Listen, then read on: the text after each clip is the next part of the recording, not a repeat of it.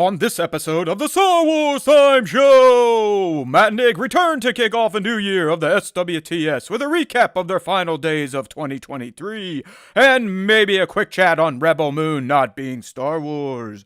After that, the dudes will kick the tires on a few Star Wars news posts before moving into the next part of their infamous Star Wars saga top scenes breakdown. They'll cover the goods from Andor through Return of the Jedi before listing their personal top fives. Of course, the show will end with the question of the week responses and the latest round of top 5 Star Wars fan artist features. Punch it, Chewie.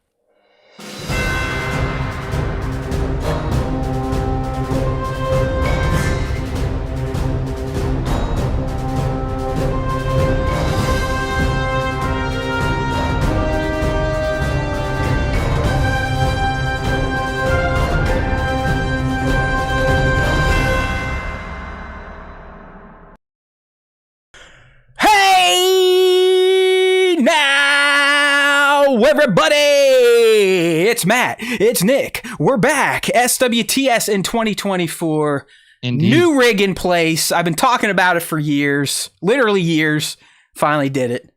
I did it, everyone. Give me some claps here. Hold on, let me see if I can get the thumbs up thing to work, my reaction cam. Of course, it's not going to work when we're live, but it's amazing, Nick. There we go. Yeah, look at that lasers coming up out of nowhere. Woo! It's amazing how far behind in tech you can get if you become a lazy asshole like myself. Dude, it's one thing that for some reason I've kept up with. Like, I enjoy still like building my PC. Yeah. And that's one thing that like I haven't really let my PC build fall behind. In fact, we were talking online or offline. This guy just got a cache of like high-end PC parts because Amazon doesn't give a fuck. They're like, they won't ship Nick his lightsaber, but they'll ship Nick's cousin $3,000 worth of computer parts that they didn't order, so Nick can get it. So now my computer has 48 gigs of RAM. I have a brand new AMD processor. I have the top of the line, the previous generation top of the line Radeon video card. So like I'm sitting pretty on my PC for a little bit. I'm happy, Nick, because I can now do double thumbs up, and on the video feed it will show fireworks in the background. There you go. You know what I mean? Or if I do like the rock on symbol, that's where the laser should pop up. It doesn't always work. Thumbs up should give you something. Heart should give you something. Look, if you guys are on the live stream, you're getting a treat today. There they go. Look at, I got hearts coming out of my tits. Look at that. All right. Anyways, I'm not going to waste all your time with that. I'm just excited to finally be done with the upgrade. It is well worth it. Unlike Nick, I'm no longer a PC guy. I don't need that type of headache. So I want Mac Studio M2, 32 gigs RAM. I forget how many cores on the processor, but it's a beast. I love it. I can already see the stream's 10 times better. We're in 60 FPS. My computer isn't smoking. The lighting looks better. I look damn near sexy in this, Nick. Let me tell you. Let me get that heart up there again. All right. But the other thing, I wasn't upgrading Mac OS either, dude. So I've been missing out on just low-hanging fruit type of shit for my computing, such as being able to blur my camera and, do these live reactions and shit that I'm doing here on the live stream, which, by the way, youtube.com/Star Wars Time Show. Usually Tuesdays. We're doing it this week on a Wednesday because, hey, it's holiday week. Kid was still off yesterday, and I didn't feel like doing this shit, so we're here. We are here for you now. And we've got some Star Wars to talk about. We are returning to our special topic. I don't know if it's going to be 4 parts total, 3 parts, but it has many parts. And we're doing part 2 today. And those are the top scenes from Andor, Rogue One, and the OT. Which is perfect because I just completed my Skywalker Saga Christmas rewatch on Monday with The Rise of Skywalker, which, Nick, I know you're not, you don't do the rewatch thing. I do encourage you to do it at one point in time. And here's why. And I've been doing it every year, and I find something new. I have a different experience every time. I have to say, after this year's rewatch, I think the prequels are becoming my favorite movies just because of how much shit I've talked and how much of it is still true, yet I appreciate it now. It's almost like they've aged like a not fine wine, if that makes sense. Poorly? They're awesome. Like they are literally Attack of the Clones. I wrote in my notepad while I was watching it 2 Thursdays ago. I was like, Attack of the Clones may be the greatest prequel movie when I really think about it. It is the best portrayal of Anakin, at least the Anakin I wanted to see, the little whiny boo bitch that acts like an asshole. That you've talked yourself into this after so many years. That movie's trash. It's never not going to be trash, Attack of the but I'm Clones glad you enjoy it. Amazing. It is amazing. You need to go back and I'm telling you, if you haven't seen the prequels in over 10 years, you owe it to yourself to go back and rewatch. I've seen them in the last 10 years, and like Attack of the Clones is dog shit. It is like it's awesome. not even a question. It is awesome. I'm going to reserve, and this is going to get me in trouble, but I dog shit. It's a tie between The Rise of Skywalker. Cross is 20 times better than AOTC in 2 scenes by itself. No, dude. I'll even say story-wise, Attack of the Clones blows Tross out of the water. It's not even, dude. Tross is such a disaster. I throw up now when like all the Palpatine stuff happens. Like it's just a natural reaction. What you can expect now, everybody listening, is 5 years from now, Matt will be saying what he's saying about AOTC about Tross. Yeah. So you never know. You never know. But it was a great tour through the movies again. I love doing it. In fact, I'm just kidding. Like Rots compelled me to rewatch Kenobi before A New Hope because I do dig Anakin. He's my guy. I'm still never going to buy into what all you little 8, 9, 10-year-olds thought of Rots when you saw it first. I was 25. I had a much more developed brain, and it just isn't what you're telling me it is. But I fully understand why you all look at it that way. You had mushy brains, okay? You were little kids. It's why I don't give a fuck about Ewoks, all right? I was like, sweet, Ewoks, where older OT fans think that they essentially ruined Star Wars just like all the other things that have ruined Star Wars for people that don't like certain things. So the rewatch was great. Prequels are awesome. OT's still the best. Tross is the worst Star Wars movie. I can say that now with confidence. I know Nick doesn't agree, but The Rise of Skywalker, it took any hope of saving the sequel trilogy and just shit all over it. Like it's just like fuck all of this. The Last Jedi, I know that's still not a favorite amongst a lot of you. I still think it's a bit long. Still hate how Luke acts for the first 20 minutes or so we meet him. But overall, it is a decent film, and I do like what Ryan was trying to do. But TFA, and I don't know if you feel this way, Nick. We know TFA is the best sequel movie. It's not even close. Yeah. But I will tell you now, when I watch TFA, I get angry because I know all the potential it sets up just gets flamethrowered. Oh yeah, over the next 2 movies. So even TFA now it doesn't feel the same. You know, it's like, God, there's so much promise here, but I know it just goes after you. I've like done rewatches of the sequel trilogy, probably most recently if we're comparing it to the prequels, and I'm like okay at compartmentalizing TFA and just knowing that that's the best movie that's in that sequel trilogy. But yeah, I mean, it's without question the best one. I don't get angry, but I do get a little disappointed when I was like, sometimes you watch it and you're like, man, the setup was so clear. Like the setup, like you couldn't have had an easier handoff. Like it was just so clear the direction that all of these characters were going. Like there was ambiguity around Finn a little bit, but that was going to be fun to like explore his journey, and it all just got exploded. So yeah, it's a bummer. It is a bummer, but you can also see, we had Adam Driver a few weeks ago come out and be like, hey, that guy's redemption arc is bullshit. That was never planned until the very end.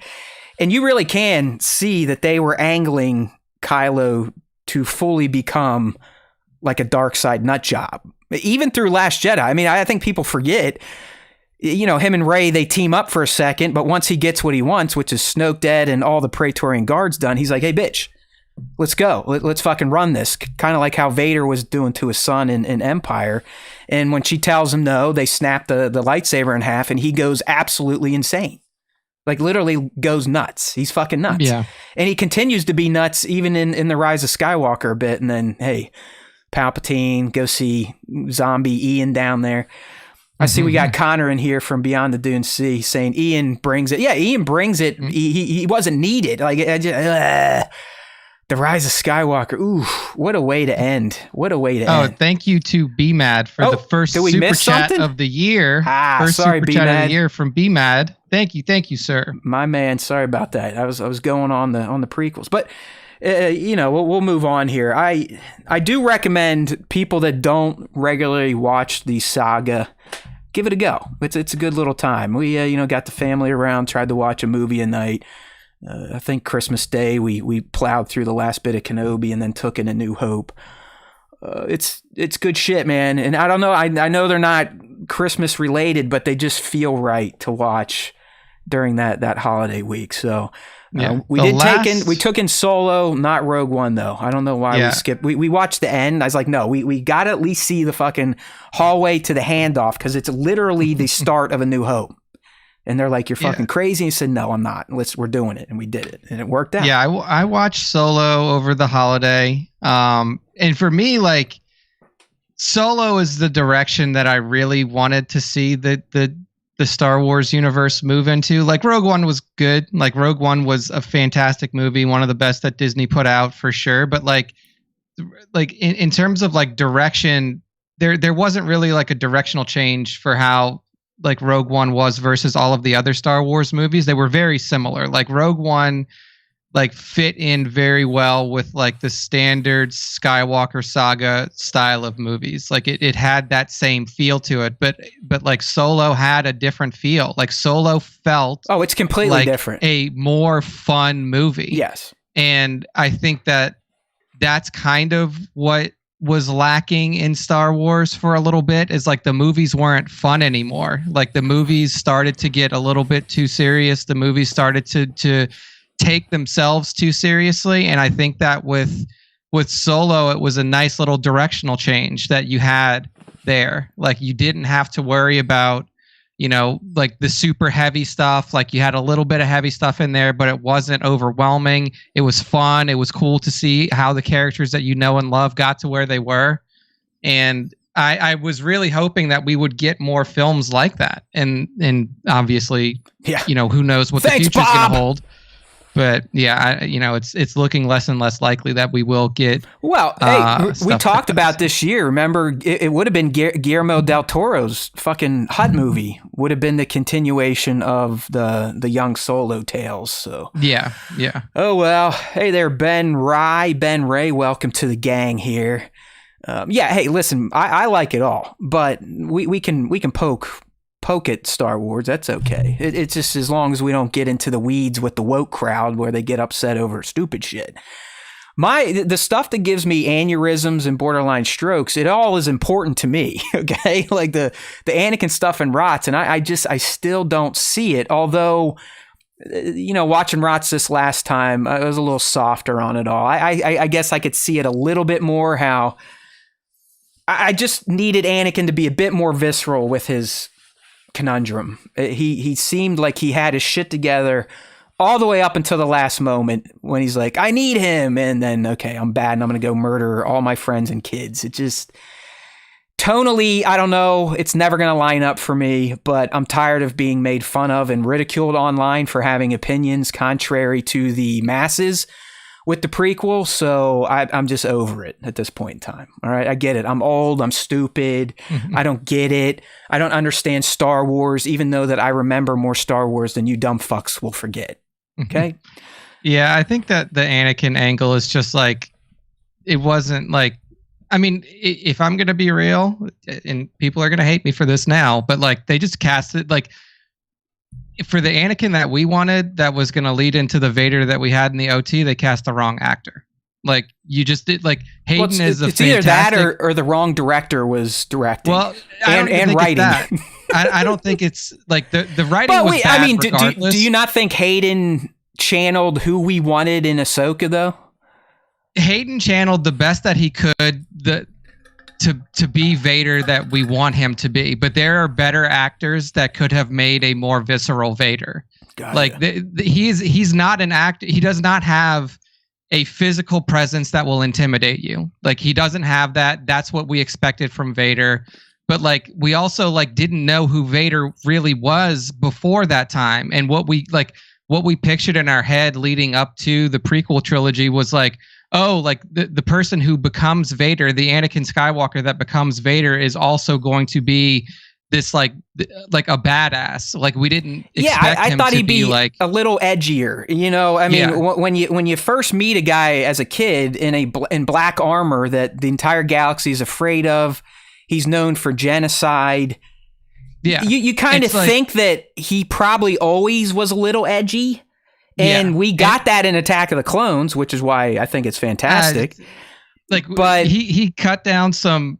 Here's what happened in Attack of the Clones that you're like, this is the Vader moment. He killed some people. He killed some sand people, and then he cried about it. No.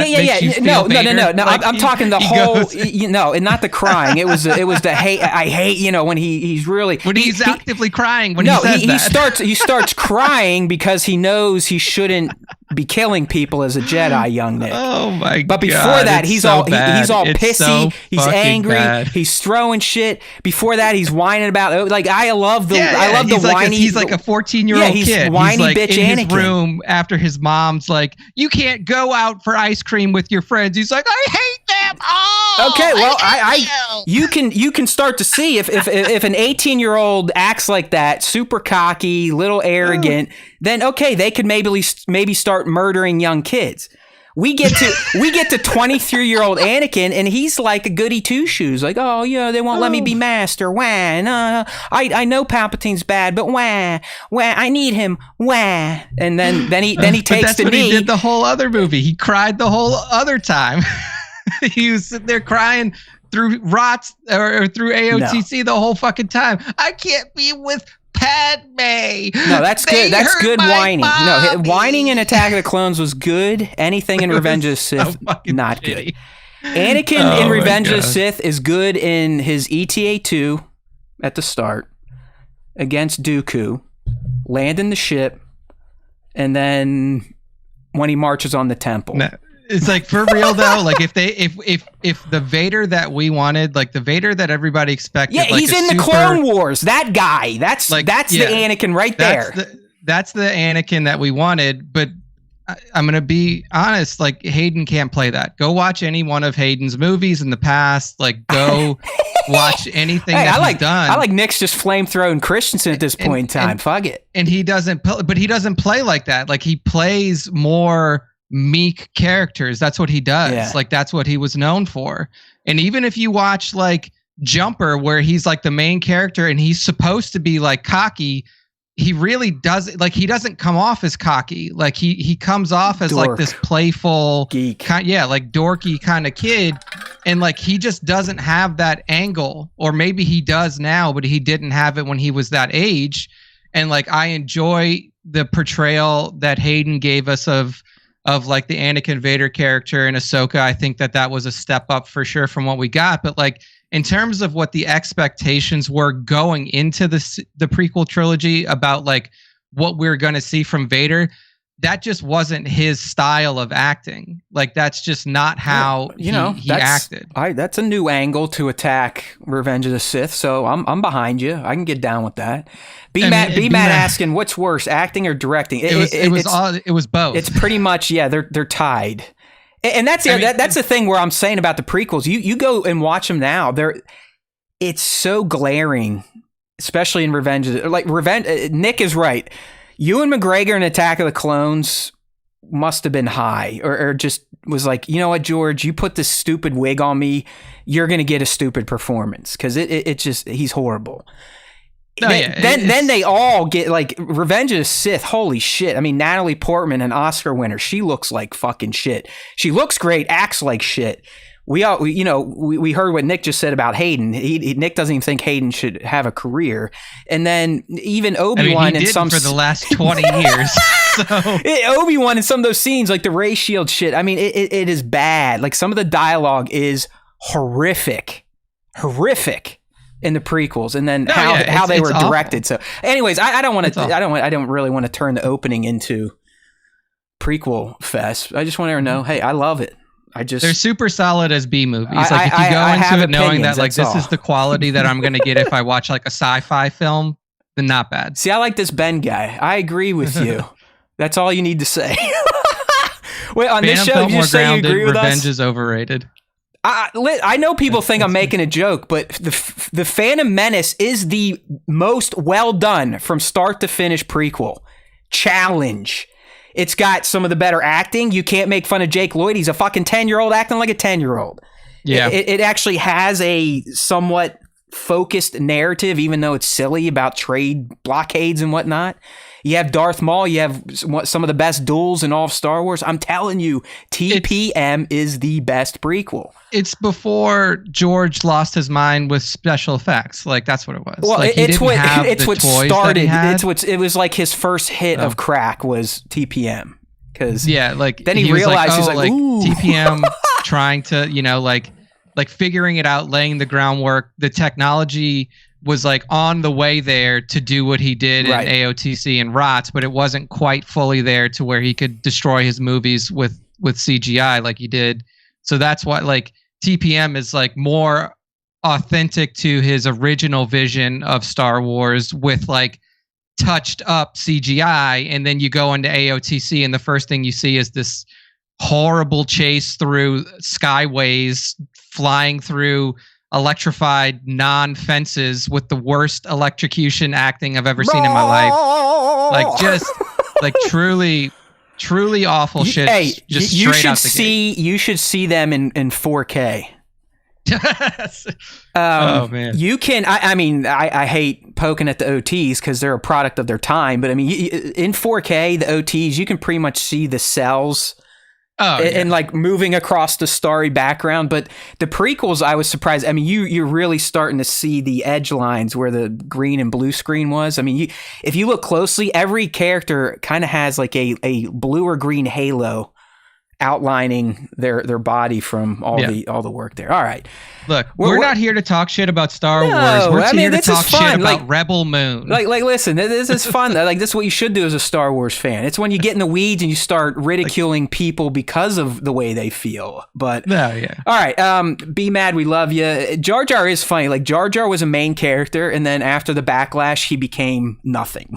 Like, he literally disappears in Attack of the Clones and rots. He's just see ya. All right. Be mad. Thank you for the tip. Have you guys seen the animated Rod Stool? I have. Nick has not. I think it's great. I'm surprised they have not been sued yet. So I give them all the credit in the world. I love when fans do that shit. I just hope they're protected. And Nick, we did have one question to us from the good old League. And I can't read because my new monitor's too big and all the text is sketchy. All right, Nick, what does your prep look like for the shows? Do you rewatch everything so you remember? Yeah, I was going to say, Nick has zero prep. Like, he's got the best job, period, at SWTS. He just has to show up on Tuesday. My prep is fairly deep. I just rewatched all the movies. Probably won't do that again for another year. But outside that, I don't specifically rewatch stuff just for shows unless it's like a new, in season. So when Bad Batch comes up, I'll probably watch those once or twice before I talk about them. Outside that, I got to do all the stupid shit, like the horrific graphics we put out, the thumbnail, the dumb promos that 30 people see on IG. So yeah, I get to do all that nonsense that I fucking hate. And who knows? Maybe this will be the last year. We'll see. but yeah, I mean, like, I don't watch anything leading up to a show because I remember most of the shit that happened. Like, if it's like something that is very specific that I can't remember, then I'll go back and watch that one particular thing.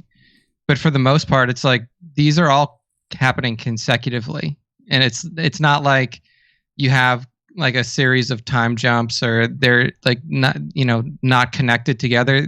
All the shit's connected. So it's like everything that you've watched in the past year is where the next thing's picking up from. So it's not like I just remember it. So yeah, and he's not a complete crackhead, so he still has some gray matter up there. His brain's a lot less holy than mine. I got some great chocolate. Woo! My buddy's like, yeah, take 1 to 3 of them. It'll be like a micro. So I'm like, ah, shit, I'm a pro. I took 3. And you were oh, dude! out. In like an hour, I was like what I call towing the line. I'm sitting there trying to work on the new computer. I'm like, hiya! Hold on, buddy! Don't let them win. You don't want to go to Planet Z today. And so I fought it back, and I ended up doing the math after, and I realized that 3 pieces of chocolate was essentially like a gram, and that's a lot. Oh, that's not a microdose. That's a lot. Wow. Yay! Your buddy must have a high tolerance if he thinks no, dude, it says it on the box. Like it literally says 1 to 3 microdose, 4 to 6 feel funny, and then it's like 9 to 12 see ya. So wow. Oh man. Anyways, fungus is the best. All right, Nick, I heard you talking about Rebel Moon. First thing I want to address here, any of these people calling this Star Wars, I don't think they've ever seen Star Wars. Rebel Moon is like, I didn't get anything Star Wars from it. Yes, is it derivative? Sure, 100%, as is most science fiction these days. New science fiction is tough to come by. So, but I see the derivative complaints that a lot of the critics have been giving it. Like Nick didn't even get through it. He's still on Velt when I'm guessing trying to pick up the go find this general or whatever. But here we go. Rebel Moon is not Star Wars. Anyone that makes those comparisons is stupid. Rebel Moon is not good from a story perspective. I'd say story-wise, it's a 5.5 to a 6 tops. Wow, that is generous. Yeah. It's a shame because the IP definitely has potential if it had a better story. Because as Nick was saying, it was hard for him to stick with it because the first 30, 40 minutes is literally just talking and talking about going to find people to make a stand against something like an empire. And you just don't give a fuck because during that 45 minutes, they don't spend any time developing any of the lead characters. You're just like, okay, there's that person. They must be important because that's how we started. And then once they get off on your mission, it's kind of like, well, who cares? And all right, we're going to get this guy and that guy and this guy and that guy. And that's going to help this small Viking-esque village beat this dreadnought ship that could just nuke you out of the sky. Okay, cool. Oh, this one girl used to be a part of the Imperium. All right. It looks fucking radical. I mean, we all know that with a Zack Snyder movie. It's going to look fucking cool. There's going to be great action moments. I was disappointed that it went PG-13 and not R because I think it looked silly as fuck. Some of the action where there's zero blood, zero spray, zero miss, zero anything. But with that being said, I've watched it twice because I think all Snyder movies almost need 2 viewings because you may fall asleep during one or just be like, why am I watching this? And I was quite ill throughout the vacation. That's why I didn't talk about it. For the first 5 days of Christmas, I had the stomach flu, like shitting out of my mouth and ass nonstop. It was amazing. So it was a good state of mind to be in to watch Rebel Moon Part 1, A Child of Fire. So I don't know what to tell everyone. I will watch the extended cut when it comes out. It's just one of those movies, Nick. I can't explain it. It's dumb, but I think because it looks cool, it's nice to have on in the background when I don't feel like focusing. And I will watch Part 2 on April 19th. So yeah, I mean, I'm not going to finish it. I got 45 minutes in. Here's what got it for me. Here's the part that the main really actress was like, is a smoke show. I'll at least say that. It was within the first 45 minutes, obviously, because that's when I turned it off. There was a part where you could tell that the writer had no idea what he was doing, trying to like impart backstory for the main character. She was like in some hovel house, whatever, talking to somebody. And the conversation that they were having had nothing to do with where she came from, but she, for some reason, like she's about to walk away and then she turns around and spills her whole backstory to this dude. And the guy was just like, huh. And then that was the end of the scene. Like that was it. That's what I'm saying, dude. They don't there's no character development. Yeah, no, it was awful. I was like, I saw that and I was like, oh, you really have no idea how to like build a character backstory, have it revealed in a way that makes sense, like show what happened to this character through actions and through deep conversations with other characters. You have no idea how to do that. You've just decided that I'm going to dump this character's whole backstory to a random character 35 minutes into this movie, and then that's what you get. And I was like, I can't do it. Like, and here's the thing, like everybody's like, oh, but his movies look so cool. And Christopher Nolan was like, oh, I don't know what Christopher Nolan was on when he said this. He's like, he created Nolan essentially said that he sees Zack Snyder in every comic book movie to date. Yeah, I mean, Christopher Nolan must not watch a lot of comic book movies then. I mean, he probably doesn't. So I don't blame him for saying that because he's probably only watched his own and Zack Snyder's. But is like the thing, everything looks good now. Everything looks good. Like you can't even say like, oh, I'm going to watch this because all Zack Snyder movies look good. Everything looks good. Like his slow motion shit is overplayed and boring now. Like, it's just like that's not even him, man. They stole that from the Wachowskis. Like everyone stole bullet from time like the original, from the Matrix stuff, bullet time with Matrix. But like it's played out, it's boring. It's so telegraphed when you see it, and it doesn't even hold impact anymore. Like he does the slow motion at non-impactful moments, so it happens, and you're like, well, why the fuck did it slow down? Like it slowed down, so I saw this clip hit the dirt. Like what? Like what's the point? Like. And the thing is like this motherfucker is going to continue to get like 7-8 figure checks cut to him from big streamers because he's got an internet following of 55 people who have created 1,000 accounts each to make it look like people care about him. But like he's he hasn't made a good movie since, you could argue, The Watchmen, but his last good movie was for sure the Dawn of the Dead remake. Like I saw that movie and I was super impressed. Like that was really good. I enjoyed The Watchmen. Man of Steel was okay. And then after that, everything was trash. And like, I just don't understand it. Like, I don't understand where like the love for this dude comes from. Like he like shit all over DC, but like people thought it looked cool, so they're like, oh, bring him back. And then he releases the Snyder Cut Justice League 4-hour hot garbage mess that was just as bad as the other one, except it was twice as long. And I'm like, okay, well, I guess this is like, if people want to pay for that, then go for it. But like, I'm out on Snyder. Nick's giving all that love to Snyder. It's just like, I don't know what to say. Like, he should be a DP. I think he would be a great director of photography. As a director of people and like a crafter of stories, he's one of the worst I've ever seen. All right. Well, that's Rebel Moon for you. Hey, like I can't really argue Nick's points. But for some reason, like I said, maybe it's stomach flu. I watched it twice. It doesn't get much better. But I'm in it to win it now. I'm not fully in the cult of Zach, but I definitely dig him a little more than Nick. But yeah, this Rebel Moon was not great. It's no Wonka. I'll tell you, Wonka. It's still movie of the year for me. That movie is fucking awesome. I've seen it. We went again. My mom came into town. I was like, we going. Oh, there we go. Bat. That's what I'm looking for. There's a Snyder cut of Rebel Moon. 3 hours, R-rated. See? That's what I was asking for. Now I'm going to get to character development and blood. It's going to go up to an 8 out of 10. Second thing, why does this motherfucker keep getting director's cuts? Especially, he's on Netflix. They let him do whatever he wanted. Netflix rolling in it now. They're rolling. He chose, so this is what happened. He chose to put out this trash, and then when everybody shit on it, he was already locked and loaded saying, oh, don't worry, a director's cut's coming out, and it's basically a different movie.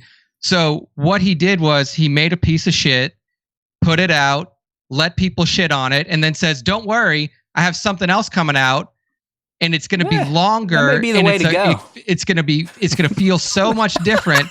but it's going to be equally shitty. Dude, you're watching it. You know you're going to watch it and you're going to love it. No, I'm not. I definitely won't watch it. You're going to love it. It is funny because I'm watching this. I'm going, they clearly have cut a lot of shit, and I wonder if there's going to be an extended cut. Well, here we go. So Nick may be on to something, but let's leave Zach alone. He's taken enough lumps today, I think. All right, we want to do these quick, okay? So not a ton of time here. These are more just tooting your horn type of shit.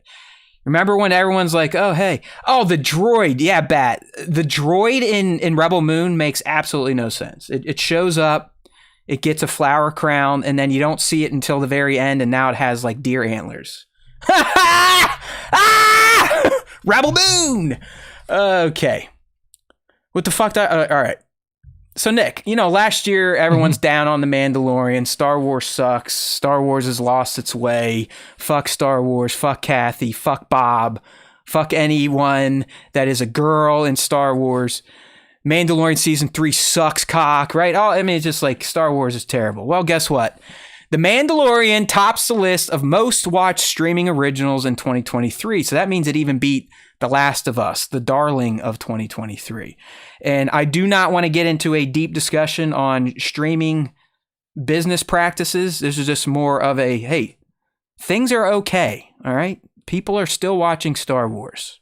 Yeah, The Mandalorian still gets its viewership for sure. I can't see this whole article because they're making me pay for it. So well, yeah, that's why I have a reading view on, because they give you the bulk of the shit at the top, and whoever this Whip Media is, they determine their rankings by streaming original TV series with the greatest share of viewers from Jan 1 to November 30. Okay, gotcha. Yeah, of users of the TV Time app. So that's where it came from, whatever the hell that is. So there you go. So that's positive. Maybe that will allow Bob to give the team some cash. Another quick PSA before we get into our special topic here. On the topic of gaming, some Outlaws news has popped up today, official, Nick. This oddly comes from Disney Parks. As they're kicking, it was something like the 25 new things to do in 2024. And number 22 on the list, Nick, is explore an open world Star Wars game. So this game, we were talking a few weeks ago about how Ubisoft, they were going to delay it from March because they were making too much money. And we were wondering, because the way it read, it kind of implied that this might extend. Push it into why the fuck are fireworks going off on my video feed? Oh well, it'll be more fun for you people. We were thinking they may just delay it a full year, but it sounds, at least from this little blurb, that it is still going to release in 2024, probably towards the end of the season. Bat asking, how can you not compare it to Star Wars? That's one I do not see Star Wars in the least in Rebel Moon. I guess the vibro blades, maybe. Because it's terrible and Star Wars isn't. Does that explain it enough?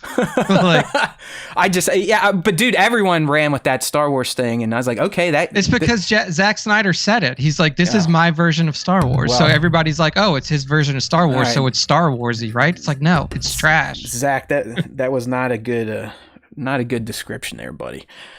So anyways, Outlaws coming down the pike. All right. Good stuff. Yeah. Outlaws will be fun. And then after March is usually fiscal year reset is March. So if they push it till after March, it'll be after the 2023 fiscal year. So that'll reset out. It's looking, Nick, I forget which rag I saw it on. It might have been Kotaku, but I think it's going to move into that holiday game season, like the November window when the CODs usually come out. I mean, that's the video game, at least when I was in the industry, that was the big time of year. You dropped your mega titles pretty much October, November to kind of capture some of that holiday action. Yeah, get all of the parents buying for kids for Christmas, stuff like that. Well, no, that'll be good. I'm working through Final Fantasy 16 still. That's a quality game. I dig that shit. Okay, well, you know what, people? We are on schedule. It is time to get back to breaking down the top scenes of the Star Wars saga, including TV. So our first part we did a few weeks ago before our top 23 or our top moments of 2023. We recounted, Nick, it was like 23 moments from the prequels up through Solo. Yeah. So now we're going to do Andor, Rogue One in the OT, and I still haven't decided if we're going to lump the TV in with the sequels or give them each their own little day. But today is the day to honor my era of Star Wars, the best era. The era that started it all, so it's always going to be the best. I don't care what you young kids say about the prequels. There are no prequels without the OGs. All right? Debate solved. Finished. It's over. Okay, so we're going to start all the way back at Andor, and we're going to go all the way through the best movie in all Star Wars, and that happens to be Return of the Jedi. Once we get through that, we will then unveil our personal top fives, because it's always about the pissing match versus the content, right? We got to rank shit. You got to compete. You got to see who said what, who is right, who is wrong. So I don't think I have any moments from Andor. Or no, actually, like when I listed mine out, I didn't list anything from Rogue One either. Yeah, I don't worry. Well, my top five, I think I included one of the TV Andor, though, like I wouldn't have added anything from it anyway. So, yeah, I mean. Okay, so here we go, Nick. Look at that graphic. Oh, shit. It just crashed. All right, top scenes, Andor, Rogue One, OT. We got 22 of them. Well, 21 technically, because we had a space holder right here. All right, up first, like I said, we're starting back at Andor, Nick. What do you think about this one? I'm going with the Aldhani heist. Mostly the visuals of their escape when they're flying through that celestial storms coming. You know, you got those green, crazy looking star streaks, blue, orange, red. The episode itself was super tense. We didn't know who was going to turn on who. Would they get out? Who was going to die? Homeboy with the manifesto gets knocked out, but it was tense. It was anxiety inducing, but it was also visually thrilling to see this moment in Andor. Yeah, I mean, the end of it for sure, like flying through the meteor shower was really cool visually. And the heist itself was definitely one of the high points in that show. You know, I think like for Andor, a lot of spycraft stuff, a lot of, you know, like building towards particular moments through the season. But yeah, I mean, this was definitely one of those moments that was built towards and executed on really well. So yeah. Yeah, it's one when I was going back thinking about today, it's like, shit, I can't wait to rewatch Andor before season 2, because that's another mandatory thing I do. So back to League. If we are getting a new season of something, I tend to have this OCD compassion to or pull to redo stuff, to rewatch. Got to have all the content fresh. All right, sticking with Andor, we got a few more here. And I know Nick's not going to agree with this one, but and listen, he's allowed to have his own opinions. I will say he is in the very, very, very small minority on this one. I mean, there are churches formed around this character at this point in time. And I'm talking about Kino Loy, One Way Out. The speech, circus, killing it, the emotion. I know Nick hates it, like I said, but it is a top scene in Star Wars for most fans. Sure. See, there you go. Okay, moving on here, and this is I'm going to have to reread it all, so bear with me. But how can we be talking about top scenes, Andor, and not mention Luthen's monologue? All right. Yeah, that was definitely one of the best moments in the whole show. Is like really, you know, if you're looking for like character revelation, like revelations and like building a character's backstory and like an appropriate moment to have like a big exploration or explanation of a character's like motivations, that was a really excellent way to do it for sure. Yeah, it's fantastic. Just in case you all forgot, here we go. Calm kindness, kinship, love. I've given up all chance at inner peace. I've made my mind a sunless space. I share my dreams with ghosts. I wake up every day to an equation I wrote 15 years ago from which there's only one conclusion.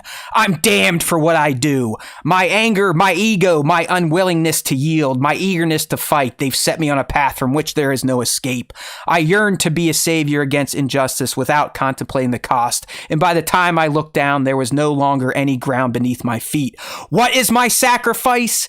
I'm condemned to use the tools of my enemy to defeat them. I burn my decency for someone else's future. I burn my life to make a sunrise that I know I'll never see, and the ego that started this fight will never have a mirror or an audience or the light of gratitude. So what do I sacrifice? Everything.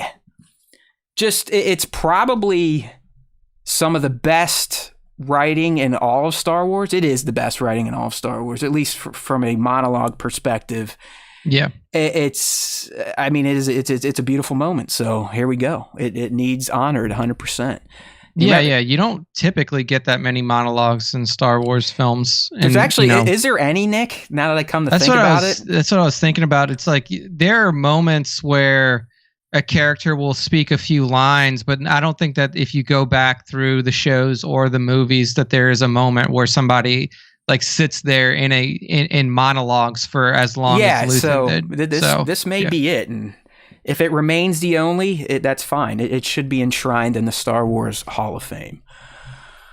All right, one more, and believe it or not, it deals with a speech again from Andor, and we're going with what Tony wanted her to say, and that's "fuck the Empire." So if you're not familiar here, this is the scene where Marva pre-recorded a speech to deliver at Ferrix to kind of kick off really what we're thinking is one of the first rebellious acts of a planet that is under control of the Empire. It was a great moment for the series. The way it was shot, what it led into, the guy attacking B2 and then Homeboy smacking him with Marva's brick. Obviously, Cassian milling around in the sewers, kind of feeling the loss of leaving his mom and knowing she's dead. Really, I think all these scenes we just talked about from Andor highlight why it is appreciated by a large swath of Star Wars fans. Yeah, I think that that's kind of where the show finds its audience and really hits its strong points is in the individual performances, which obviously was never.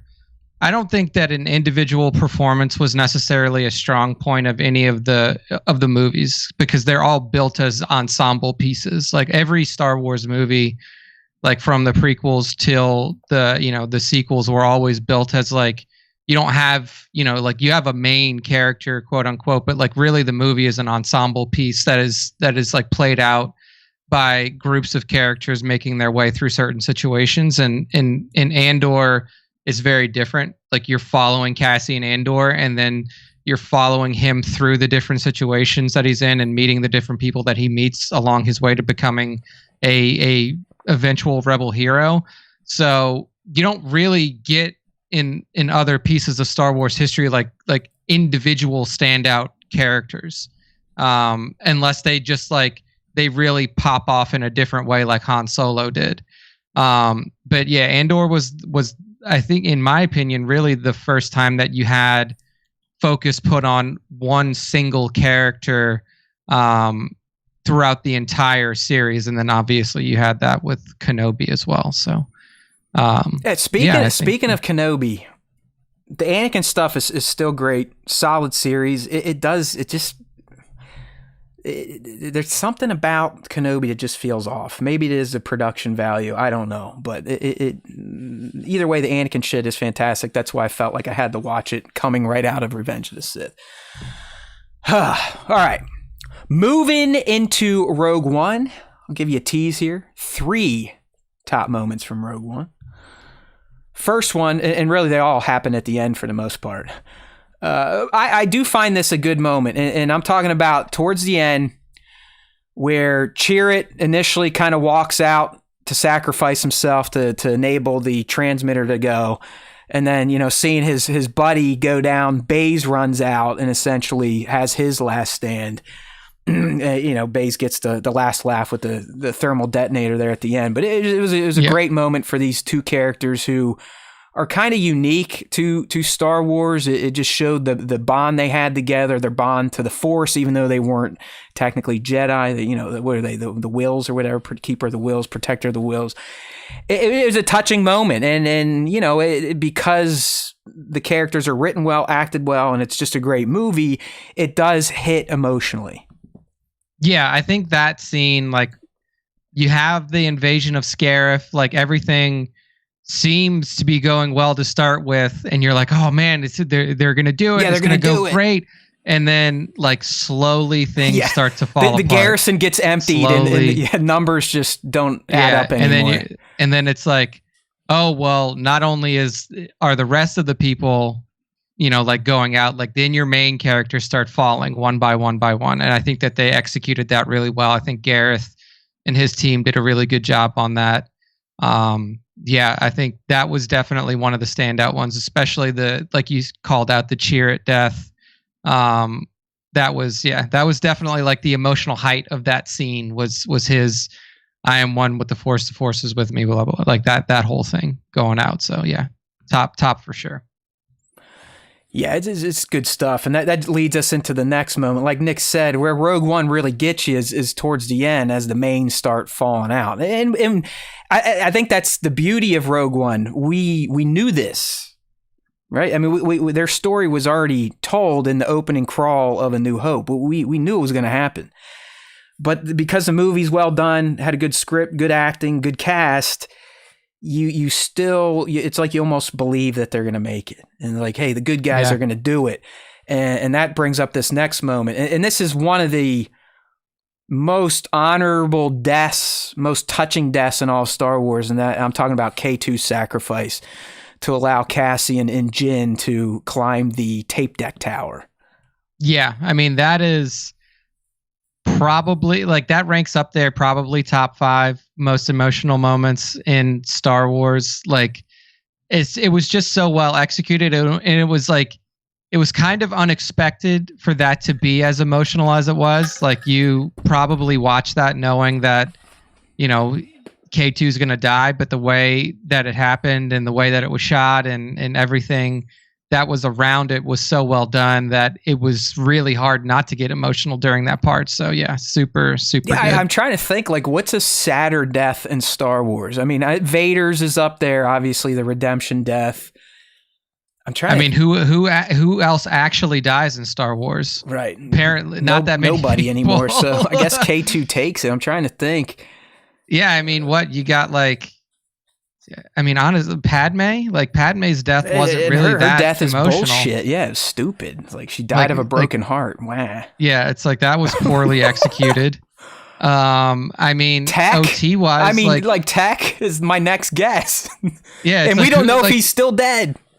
Yeah, I mean, that's the thing, is like, we don't even know if Tech's dead. Like, Ben Solo, not really. Like, no, that's not a good death. Yeah, it's hard. I would say, like, the thing is like, Holdo's death was really cool, but you never saw it. Like, you didn't actually see her die. I mean, well, it's implied. Yeah, but she's I guess dead, no one's ever gone. She could be floating out there with a space helmet on. You never know. Yeah, I mean, who the fuck knows? But, like, yeah, I think that, like, Holdo had that, like, that Holdo maneuver death was just like, it was super shocking, but I don't know if it was you know what, emotional. I know Ben's joking with this, but when the Ewok gets smoked and the little guy comes up to it and taps on it, he's like, oh yeah, no, I'll give you that, honestly, Ben. Like, not that, like, if you think about the OT, like, character deaths in the OT, there aren't many. Like, Boba Fett obviously is not dead. Like, he doesn't die with Jabba the Hutt. Who gives a fuck? Like, 1-6 has a relative point. I mean, the very first time you watch A New Hope and Obi-Wan gets smoked, you are kind of like, oh shit, what are they going to do now? But then immediately he starts talking to Luke, and you're like, okay, well, I guess that's not that bad. So coming back to no one's really dead, right? But yeah, I mean, like, that's the thing in Star Wars is that, like, yeah, you have death, but, like, all of the impactful characters that die aren't really like Yoda's dead. Like Yoda dies. Nick, there's a lot of Yoda's people in the stream around, like, mentioning Ewoks, so I think that makes the list. I mean, that is a legit moment. Because I remember as a little kid, I didn't used to like to watch that in particular. It's why I've always, it's why Empire is not my personal favorite. Empire did not sit well with me as a little kid because it's so fucking depressing. But also, like at the time when Empire came out, it didn't sit well with anybody. Right. Like it did. Go back and look at the coverage of Empire. You're right. Like people were pissed. It almost got The Last Jedi'd. Yeah, like people were really, really angry that Darth Vader was Luke Skywalker's father. Like that whole twist, like people hated it, and like that was not as well received as you would imagine now when well, you know what, Nick? I'm gonna put a cork in this because we have a new special topic because there's people throwing shit at me left and right. So I love you all. This is definitely gonna become its own topic. So we're gonna go. I'm writing it down. Good deaths in Star Wars. Impactful Star Wars deaths. Yeah, I mean the one Devin might be right though. The best one might be Qui-Gon because of the impact that came. Well, I mean, Dave Filoni, the god of Star Wars, or the second god of Star Wars, has said if Qui-Gon would have lived, everything would have been hunky-dory. So, yeah. Yeah. I mean, Qui-Gon was meant to be the father figure to Anakin to keep him in line. He didn't need a brother to fuck him up. All right, I like it. Thank you, everyone. That's definitely going to be a special topic in 2024. Kanan's another good one, 1-6. Qui-Gon, the Ewok, I like it. But like I said, we're already getting too many, so this is a new topic itself. Travis Mitchell makes a good point here, Nick, about the K2SO death. Part of why it works is how much his voice is warbling as he's shutting down. It sounds like he's crying. Also, how he's speaking like a robot but says goodbye. Shows some humanity. Yep. Yeah, listen, I'm a guy that anytime you watch a movie that pits humans against AI and machines, I'm on team machine, okay? Yeah. Like the creator, I would have moved to Asia. I would have left America because America was just going around the globe blowing up every fucking robot they could see because they thought that they nuked us and whatever. Matt's running right alongside the T-1000. 100%. After John Connor. Yeah. He's like, fuck this kid. I'm telling you, any movie that comes up with that question of if AI becomes sentient, does it deserve to be treated like a human being? I'm 100% yes. So. Yeah. Yay, machines. All right, good stuff. We got a live motherfucking room tonight. Don't forget. Yeah. Tuesdays usually. Maybe we should just stick to Wednesdays. Who knows? YouTube.com/Star Wars Time Show. All right. Yeah, L3 is another one. Okay, guys. Keep them going. We'll hopefully remember some of these and write them down. But we're going to move on to the next and last moment from Andor. Anyone want to take a guess? Tony Gilroy, it made him famous. Oh, you mean Rogue One from the hallway scene? Yeah, you said Andor. Yeah, don't listen to me. Listen to Nick. Yeah, hallway scene. But yeah, the hallway scene, which apparently was added last minute. This was Tony's big contribution, and he talks about like he literally saved the universe. And while it's definitely one of the greatest moments in all of Star Wars, I think Gareth did a pretty fine job on Rogue One before Tony was brought in. But you can't deny the hallway scene. It kind of created a thing in Star Wars now where a lot of characters now are getting quote unquote hallway scenes. Luke had one in Mando. Obi-Wan had one in Kenobi. Din just had one in Mandalorian season 3, sort of. So it kind of kicked off a whole new type of storytelling, action scenes at least, for Star Wars.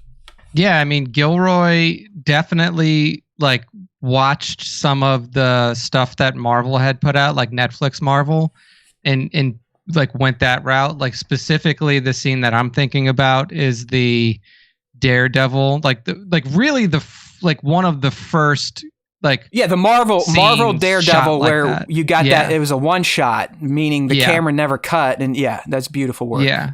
So that it definitely had some reminiscence of that, and it gave everybody what they were looking for from Vader, which is give Vader a Vader moment. And we hadn't seen one, and that was really the one that if you watch Rogue One and see it all the way through right before A New Hope, you now understand why when this dude walks into the Tantive 4, it, you know, what happens and like why there's so much fear and respect and, you know, just, you know, a black cloud that hangs over Vader's name because of, you know, something like that. So yeah, I need someone to edit in this scene right into my copy of A New Hope because I don't want to switch back and forth much more. I mean, it's okay, it works, but I just want a seamless right into Leia says it's hope, and then bah, bah, bah, bah, bah, her dad starts shooting her fucking ship up. Like that's just how we need that cut. I mean, we've got like the 5-hour Revenge of the Sith cut. Why can't we just add, 5 minutes to A New Hope? Thank you. Could be. The Collectible Critic, what up? Welcome. Oh, it must be a top fiver. Well, hey, stick around for some Star Wars. We'll be doing the top 5 during the fan segment. Okay, so Nick, this takes us out of Rogue One into A New Hope, also known as Star Wars. And I just kind of talked about the scene. But to me, Nick, when we're talking about A New Hope, you have to bring up literally the opening shot. It changed cinema for the time. You know, no one had ever seen that type of ship, that type of scale, especially in a space movie. But I'm also lumping that in with the moment you just talked about. The big guy blowing through the door, walking through, and everyone just going like, oh, fuck, we're screwed. So just the opening sequence from the end of the scroll to Vader's arrival on board, just peak Star Wars. I mean, that sucked us all in. That was it. I mean, that was the fucking first fishing line that he threw out there to suck us in for decades. Yeah, I mean, it set the tone for what we could expect from Star Wars, and it really, like, for a long time, like, Star Wars really kind of kept to that tone, and it did a really good job of adhering to the storytelling structure that George put in place in the original trilogy and everything like that. And like, that's the scene that really, or like, that's the sequence that really kind of set everything up. And it wasn't just like the serious tone. It was also like, you know, you get Leia's character, like you know Leia's character immediately as soon as she says a line. She's a badass. She's like, oh shit, you don't fuck with this lady.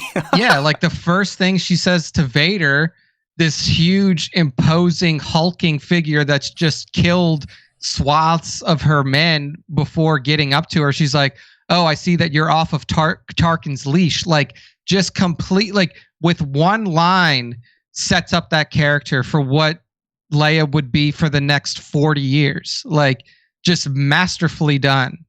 So yeah, I mean, it's hard to argue against the opening scene of A New Hope. For sure. And like you said, it pretty much set the tone for how every Star Wars movie opens. I mean, I think there's only one movie where it scrolls up instead of down, the opening shot.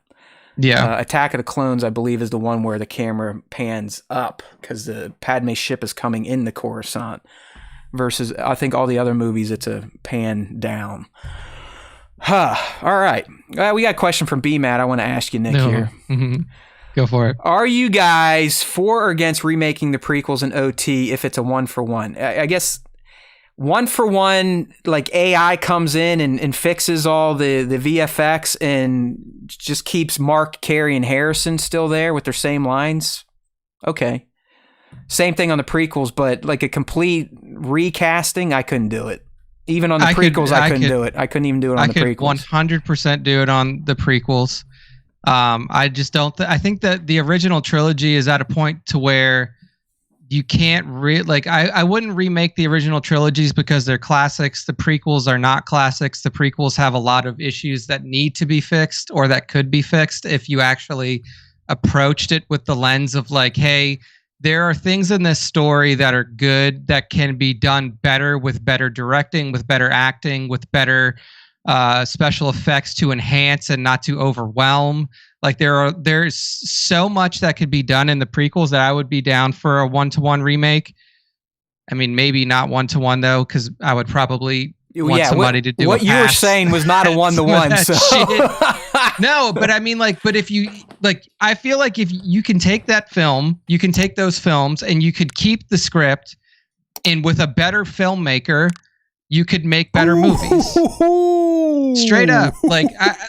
I don't want to beat around the bush here Opus, because George did a terrible job with those movies. Like the directing was awful and it was over CGI'd. Like they're like, if you don't think that, that's fine. Like this is my opinion. Right. Like I'm just trying to get my rain effect to show up on the screen. Like AOTC was super over CGI to a point to where it's hard to watch. And then Rotz, he brings it down. Well, he might not even bring it down, but the CGI is just better, so it's not as wonky to watch. But there's just line reads in there that are awful. And like there are moments throughout all of the prequels that could be better with somebody who knows how to work with actors better. And like I don't think that I'm the first person to say that George Lucas is not the best director of actors. Like he isn't. And if you had somebody on that set that could give better direction to the actors who all would go on, like Ewan McGregor gets Oscar nominated. Natalie Portman wins Oscars. Liam Neeson is one of the most one of the most well-respected actors in the business. Even now, the only one that is really questionable in terms of like their acting ability was Hayden Christensen, and he was young. He was coming off of some very good performances that had Golden Globe nominations and stuff like that. But he was also working with people who were working with him. And I don't think that George did a good job of that. Like, I just don't think that he enhanced the performance of his actors. He left them all hanging. I'm telling you, like even those of you that look at the prequels, kind of like the way I look at the OT, even though I think I can critique the OT a bit better than you all, you gotta go and really watch these movies again. Maybe wait till you're in your 30s or 40s. And really come back and tell us that those performances were solid. They're just they're not. I mean, every movie, like every movie has an awkward, like has some sort of awkward line read, but like one line in ROTJ from Leia, I mean I get that, run away, far away, fine, but like every line read in AOTC is hard to listen to. Like in a majority of line reads in ROTS are hard to listen to, especially when you get towards the end. I would say ROTS it gets even tougher with some of them. Yeah, like there's so many bad line reads in those movies that it's like it's unquestionable that those movies could be made better. Like it's questionable that the OT could be made better. Like like I said, give me an AI app and I just click a button and say fix all the special effects. Make them 21st century. That's all I would do to the OT. I'll go as far to say this too. In the prequels, like I'd remake them ground up. Like I would just do it again. Like take the scripts, keep them, recast all of the characters, and then get a good director in there, and then just redo them. Like that's it. Oh my God, I hope Opus finds that one. This one I might have to actually just type in a keyword, redo prequels, to make sure that dude, just straight up redo them, because like the only one maybe you keep is TPM. Like you keep TPM. See, I told you TPM's the best. Thank you, Nick, for validating that. Whatever. I'm not. Hey, I think this is hilarious. I like it when it's not me that's flame throwing the prequels. It's good. It's good to have someone else. Is it flame throwing it if you're just like? It's not even flame throwing it if you're just like, hey man, like these were poorly done. I'm not even shitting on George. Like he just had. His head was in it. Like, you did say they could benefit from a better filmmaker, so that's. I mean, but that's like it's saying that like somebody, George Lucas is not a good director. Listen, but I'm normal and I can process your words and understand that it's not gospel. You understand? Yeah. When we play the universe we play in, my friend, there's not a lot of people that are sane. That's all I'm saying. So. Oh yeah, I love it. That's why I just can't wait. We won't have Star Wars in 10 years. I can't wait to see making them. The comments on this one. These old idiots are still screaming at the sky. All right, I love it. Thank you for the question, Be Mad. That's why we do the live stream. You never know where the tangents will take us. So we are back covering our top moments from Andor, Rogue One, and the OT. We're in A New Hope. Moment 2, I'll be interested in your take on this one. But I put the Obi-Wan lies to Luke about his dad in the Clone Wars. And the reason I do is because this is the first time you get some exposition. You get a little character building, little world building. It's where George starts to lay kind of the fantastical side of Star Wars. Luke gets his lightsaber, stares at it. To me, it's a very important moment in the saga. And this is Anakin's former master finally taking his son under his wing and peeling a few from a certain point of view layers back on his past as well as Luke's dad's past.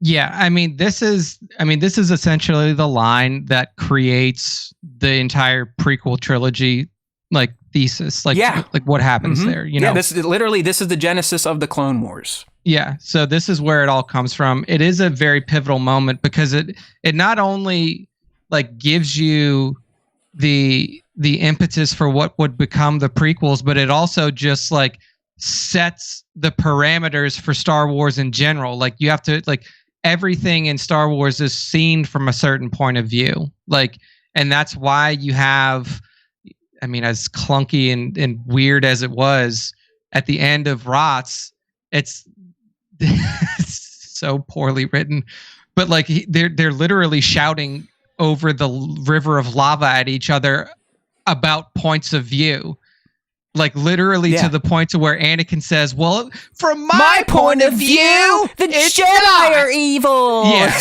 like, which is just like, look, man, when you go back and you talk about clunky writing, when like, that's really clunky. Like my new empire. Like when the line read is literally like, okay, what we really want to say is like, we want to say that like from my point of view, that like this is how I feel from my point of view. And George just writes down, well, from my point of view, I think that they are bad. Yeah, you're like, George, you don't have to have them say point of view. You can just write the dialogue. Like you could like say it differently and a much more eloquent. It's like, nope, this is the line. Well, okay. Liar! That's the line. I hate you! I like this from Travis real quick. Ben lying to Luke is such a beautiful moment because even knowing the truth that was written later, again, because George didn't know there was going to be 5, 6, 1, 2, 3, you can see it in his eyes during that one scene. And I agree with that. Like, you can, now that we know what we know, when Obi-Wan's dealing all that bullshit to Luke, you can tell that it does look like Sir Alec Guinness was almost playing it as like, hey, I know a lot more than I'm actually telling you. I'm actually telling you a bunch of nonsense just to save the meat of the story for a rainy day. You know, maybe after you get your arm cut off, we'll then tell you the truth. He's teasing you, getting some foreshadowing in there and everything. So, but yeah, I mean that is like a good like set like expectation setter for Star Wars. It's something as a kid I always remember is like, wow, this was a very important moment. This is where I learned like, okay, this is more than just spaceships and laser guns. There's some fucking shit going on here. This guy's got a laser sword. Yeah. What the hell was I going to say? I had something out there. Oh, well, probably not important. This scene also has some fantastic memes out right now for people using AI. It's basically Obi-Wan just saying how stupid Anakin is. And then he's like, you know what? You're a dumb fuck too, essentially. You really should go check it out. Look it up. Okay. Next moment. A New Hope. The trench run. And specifically, 'cause I don't want to just say the whole fucking thing. Specifically to me, Nick, it's when it's down to Luke, R2, his dad, and Vader's 2 wingmen. He's got the targeting computer out. Obi-Wan comes over the force comms. He's like, listen, motherfucker, you got to let go. You got to trust your feelings. And he turns it off back at, Yavin 4. They're like, Luke, you all right? Turned off your targeting computer. He's like, yeah, I'm good. No big problem.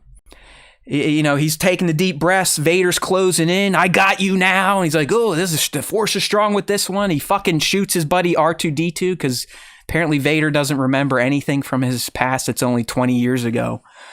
But then out of nowhere, you hear over the comms, woohoo! woo, you're all clear now, kid, take your shot, let's go on home, something like that. And he makes that shot. Han comes in, saves the day. It just, even now talking about it, I get all emotionally excited. It's another vintage standout Star Wars scene from the movie that started it all. Oh yeah, I mean, like the trench run, like, leading up to it, before you get to the moment where it's just Luke and then Vader and the wingman, and then Han comes in. Like, there's a lot of tension. Like, the music, dun dun dun dun dun dun dun dun. Yeah, it's like, and then the Force thing kicks in. Yeah, I mean, it was fantastic. Like, leading up to that, you also have you see a ton of Rebel pilots die. Like they're all dropping of them, but like flies. Wedge was the only one who made it from Red Squadron. Down. So it's like, not only is it like a tense moment once you get into the trench, but like getting to the trench, you're already down. Like, you're like, fuck, this may not go well. Like, this could end poorly for everybody. And they did a fantastic job of like, I think what it really is, Nick, it's okay. We all realize that Luke is special throughout the movie, but it's not until this moment where his master comes over the Force comms, and I feel it's the first time Luke really taps into the Force. Yeah. For the first time, at 18, 19, whatever. So he's like, all right, I'm listening, Ben. Targeting computers off. I'm going to trust you. I'm going to trust my feelings. And there he Skywalkers it. So it's a fucking fantastic moment. I love it. Yeah. For sure. Obviously, that's going to lead into the last one of A New Hope, and that is the celebration of Luke's big win. I don't know. I think it's because this is the movie that started off for me. I obviously have a soft spot for it in some of its tentpole moments. And the throne room celebration, it's the music, C-3PO getting all shiny, seeing R2 doing his little dance after he's all fixed. As a kid, that was big shit to me, because I'm like, no, R2's dead? What the fuck? Obviously, Chewbacca not getting his medal, that's problematic. That's a little fucked up. But it's just a great scene. And it would have served as a great final shot for Star Wars if George never had the opportunity to keep moving on. So we got to think about it through that lens. This technically was going to be the last shot of Star Wars ever. And I think it was a great little celebration moment. One that they touch back on again, obviously, in The Phantom Menace with its end. Yeah. I mean, the moment there, like meeting up with Biggs, and well, no, he wasn't. Biggs was at the. Biggs is dead by now. No, he. No, I thought he. Okay. No, he gets blowed up. So, but yeah, I mean, getting the money, having Han come back. I knew you were more than just about money and all that stuff. It like that scene itself sets up the squad for the movies moving forward. Like, they were all there. Han was there. Leia was there. But like, honestly, that movie could have ended and everybody could have gone their separate ways, and it would have made sense. Hold on, Nick. We have a young Star Wars fan that has their shit together. John Mitchell. Saying that is the greatest moment in Star Wars, Trunch Ren climax, A New Hope, and I'm 23 and grew up with the prequels, Clone Wars. So I mean, it can be done. It can be done. Yeah, I mean the trench run. Mitchell. Yeah, the trench run is one of those special moments, and awesome. I think that at the time too, it wasn't special just in terms of like the narrative and how they told the story in it, but it was also like, visually. Visually nuts. that was like, never done before. I mean, that was insane. Yeah. I mean, it just set the bar to a point to where it's like, okay, like this is no longer like we're no longer in stop motion territory anymore. Like we're in a new era of filmmaking. Yeah, it was insane. Love it. Love A New Hope, even though it looks old. I mean, you can tell. I mean, A New Hope, even compared to its brother and sister, looks different because he was shooting on a budget, like shoestring. And then he made a ton of money on licensing and whatnot, and that's why Empire and Return of the Jedi look like movies, where A New Hope almost looks like a home movie at this point in time. I mean, dude, if you think about where that movie, like where A New Hope takes place, it's like you're in the middle of the Jordan Desert for a good Tunisia. stretch. I mean, all that shit's in Tunisia. So like, just in a desert, and then you're on like small sets after that, like small backlot sets. Yep. And that was it. Like you didn't have these like wide sweeping on location shots. You didn't have anything like that. It's like you're in the desert. Everybody's dying because it's 112 degrees outside. And then you have like, then some studios at Pinewood or Leaves or whatever. Yeah. Like you're on a backlot on the Death Star, and like you're probably in a relatively small room. So yeah. And then after that definitely steps up in terms of the location quality and everything else. So yeah. All right. Yeah, John Mitchell, that's why I close the show the way I do. Remember, the Force will be with you. Always. That's right. Comes from my man Obi-Wan Trunch Wren. All right. So this is going to take us out of A New Hope into Empire, the one that most people laud as the greatest Star Wars movie of all time. Clearly, Nick, in Empire, you have to start with the Battle of Hoth. It's probably one of the most recreated scenes in all of Star Wars, from art to video games to whatever. I mean, you can almost... Back in the day, if a Star Wars game was coming out, you were going to have a Battle of Hoth segment. It's just how it went. But also just the visuals, those AT-ATs, the chicken walkers. Yeah. You really got to see for the first time truly, like, yeah, the Empire is not to be fucked with. And the Rebellion truly is just a small band of rebels. I mean, they just got their asses handed to them, and those AT-ATs are forever ingrained in my mind as one of the coolest looking space vehicles ever created. Yeah, I mean, from the beginning, like from A New Hope, one thing that George did right out the gate, and we talked about it, is like it set the scale. Like that opening scene that we talked about for A New Hope, like the panning down the ship and all that, like he's setting the scale. He's like, look how big the Empire is versus look how small like the Rebellion is. Same thing with when they approach the Death Star. It's like, oh my God, it's so big we thought it was a moon. Like he's setting the scale. But when it really feels the most impactful is definitely with those AT-ATs. Like when there are rebel forces that are literally running on foot up to these AT-ATs that are 300 feet tall. Right. Like there's nothing you can feel other than overwhelmed. Like they're flying these snow speeders out, and these snow speeders are the same size as the foot of the AT-AT. Like right. They had nothing to defend. I mean, their turrets were ineffective. The snow speeders were ineffective. The only reason they could take them out is by tripping them and then shooting them after their shields were down when they were on the ground. So yeah,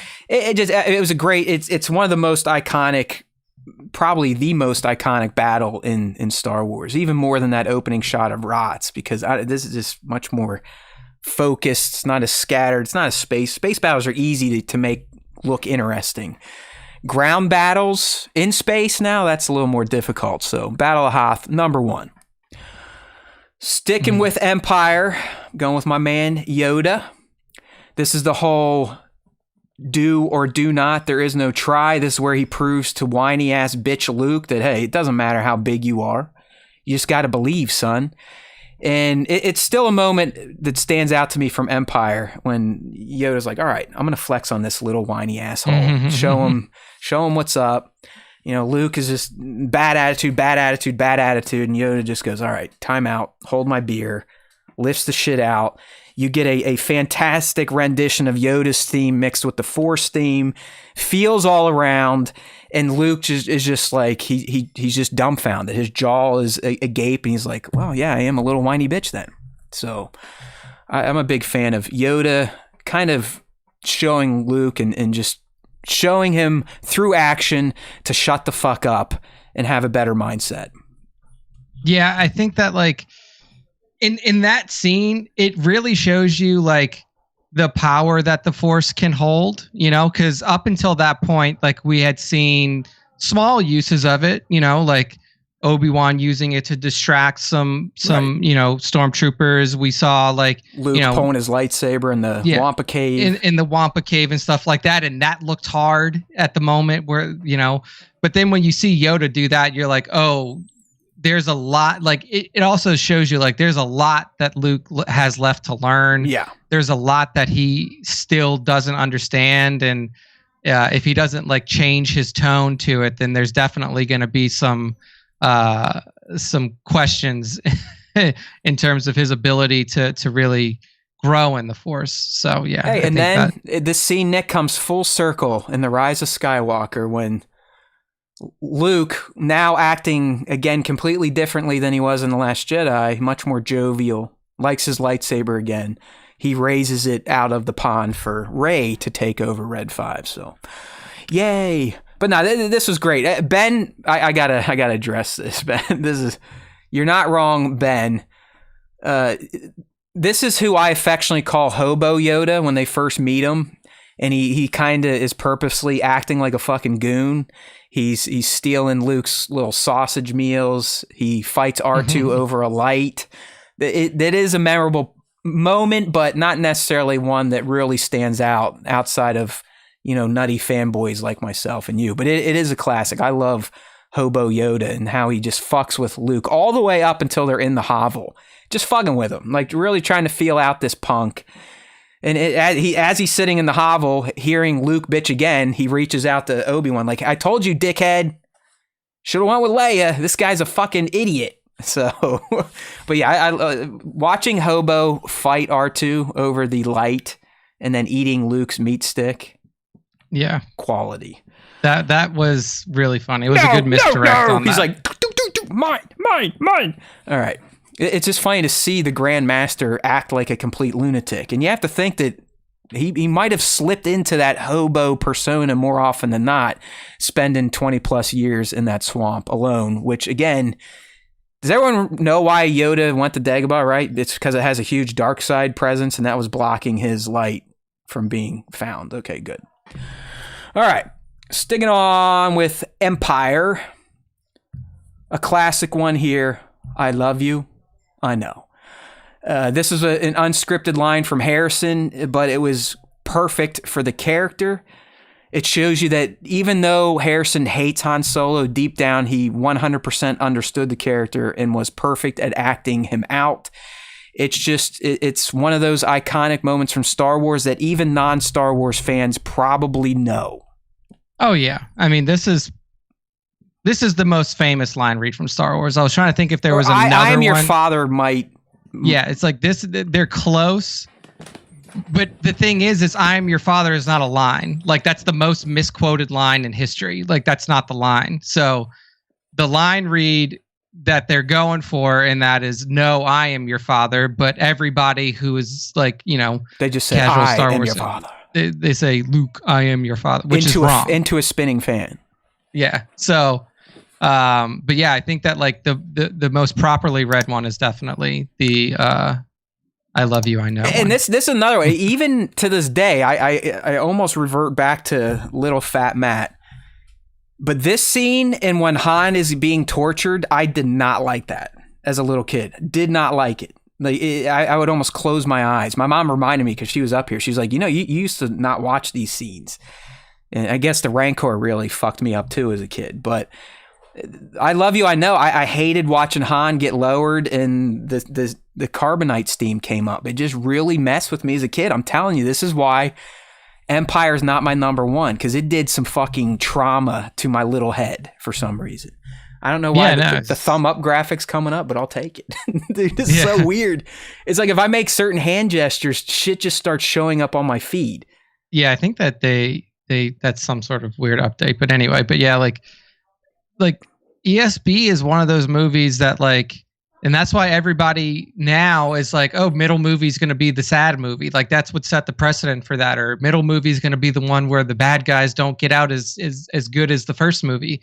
So yeah, I mean, ESB is iconic because it did that. It set that precedent in cinema where it's like, oh, like your whole, film series doesn't have to be like good guys win, good guys win, good guys win. You can add in some losses there and like build some dramatic tension and like put your heroes on the back foot and make them struggle back. And I think that's why a lot of people look at that movie as the best Star Wars movie of all time, because like it didn't do something just for Star Wars. It did something for all of cinema that was different than what had happened previously. So yeah, I mean, that's like ESB continues to be my favorite Star Wars film, and it's because it just like it like takes what you expect and it flips it on its head. Like you expect like another win for the good guys, like they're slowly chipping away at the bad guys. Like this is like we'll win at the end of this movie and then we'll get the big win at the end of 6. And then they don't. Like they lose in a pretty fucking big way. Like all throughout the movie too. Like it's not like win, loss. It's like we lost. They start losing. We lost again. Yeah. The only win is at the end that somehow the Skywalker twins aren't both completely maimed and dead. Like that's really the only takeaway from Empire. And they added a Lando to their forces. Although, as I'm reading the comics, which is covering the time in between Empire and Return of the Jedi, Lando, let's just say he wasn't like, oh yeah, I'm just going to become a rebel. He actually did some pretty heinous shit while he was with the rebels, selling out some secrets and whatnot. So, but that's why we love him, right? He is that type of scoundrel. Well, there should be no guess here. The next and last top moment from Empire. No, I am your father. And really, Nick, you could lump the duel from the start. I was trying to pick like a particular moment, but I do think the standout moment from this duel, it's tough. It's either right at the beginning when Vader's just kind of sitting there waiting for him. That's a pretty cool scene. The lighting's cool. The dialogue's pretty rad. But then obviously once Vader's like, all right, enough playing with this little bitch, beats him down enough, he's got him hanging on, and then he drops the lore knowledge on him. Yeah, I mean, the best moment is that like he's hanging there, his hands cut off. No, like finding out that he's your father, like that was the moment that really like captured the imagination of everybody else and really the ire of people who saw it in the theaters. Like that moment is what everybody was like, it's like, why would you do that? This is awful. This is a terrible decision, blah, blah, blah, blah, blah, all this stuff. Like it was like people fucking hated it hardcore. And, you know, like now it's one of the most iconic moments in movie history, but back then people truly hated that. And I think that, you know, it still lives on to me as the best moment of that movie. Right. Honestly, the line there, I don't want to say it's throwaway. It's a huge lore thing, but all the dialogue up before that gave you much clearer insights into who Darth Vader is, and what he's thinking. Because, I mean, he throughout the whole battle, he's essentially pleading or laying out to Luke, like, listen, you and me, we can do this shit. He was starting to Sith, right? He was starting to do, he was learning. He was doing what a Sith should do, and that is trying to figure out a way to kill his own master. And he was trying to sell that to his son without his son knowing their true connection together. And at the end, he kind of drops it on him. I don't know why Vader thought that telling him that would help his case, but at least he got it off his chest, and clearly a super, super memorable scene and line if spoken correctly. Yeah, for sure. As a kid, I thought Owen and Bruce corpses were humping when we saw them. Their bones. The bones. Hey Ben, if they didn't cut that scene, yeah, I probably would have put it in there, but Sai is no longer, like, her song's no longer in the movie, so it's tough. And I wasn't going to go back and watch my 480p version of the OG Return of the Jedi. All right. Speaking of ROTJ, the best Star Wars movie, according to me, but it really is. I'm going to throw a few at you that you might be like, okay, whatever. But I'm going with The Emperor's Arrival at Death Star 2. All right, it's a cool looking scene. It's for sure. It's a spectacle. It's the first time you see the Emperor in flesh. He was just, well, technically he was a dude with monkey eyes before Ian was dubbed in. But Nick, really, it kind of shows you the power of the Empire. Just looking in the hangar, seeing all the troops, all the gear. But what stands out is this the first time you really get to see how big of a bitch Vader is when it comes to his master. I mean, as soon as he walks down the ramp, he's on one fucking knee, Like, yeah, boss. Yeah, boss. Yeah, boss. You got it. Anything, boss. I'll shut up. I'll do whatever you tell me. You know everything. Even it was a Gergerod, the admiral, or whatever. Even he just completely changes his tone and the way he acts when the Emperor shows up. And if you can think back all the way to 83 when it first came out, it was huge. Like, oh, there he is. There's the guy. We've been hearing about this dude, and there he is. And sure as shit, Vader just turns into a little kid when he's around him and will bend knees and do whatever he says. So I really enjoy this moment, even if half of the shot is just a painting. Yeah. I mean, it's like literally people just standing there, not moving. But yeah, I mean, it sets...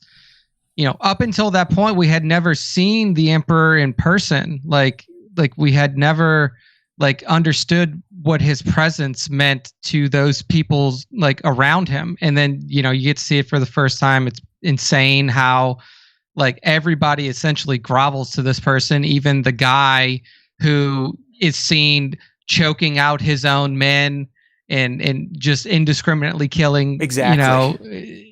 This guy, Vader turns into, like you said, like a child at the sight he's of no the longer Emperor, Tommy Tough Guy when Sheev is in the same room. Yeah, and it's like that has an effect when you have an established character like Darth Vader essentially cower to this other dude. Like it's... And you know what I'll say about this, Nick? This is also one of the moments where I can make the one-to-one connection from Anakin Vader prequel to this.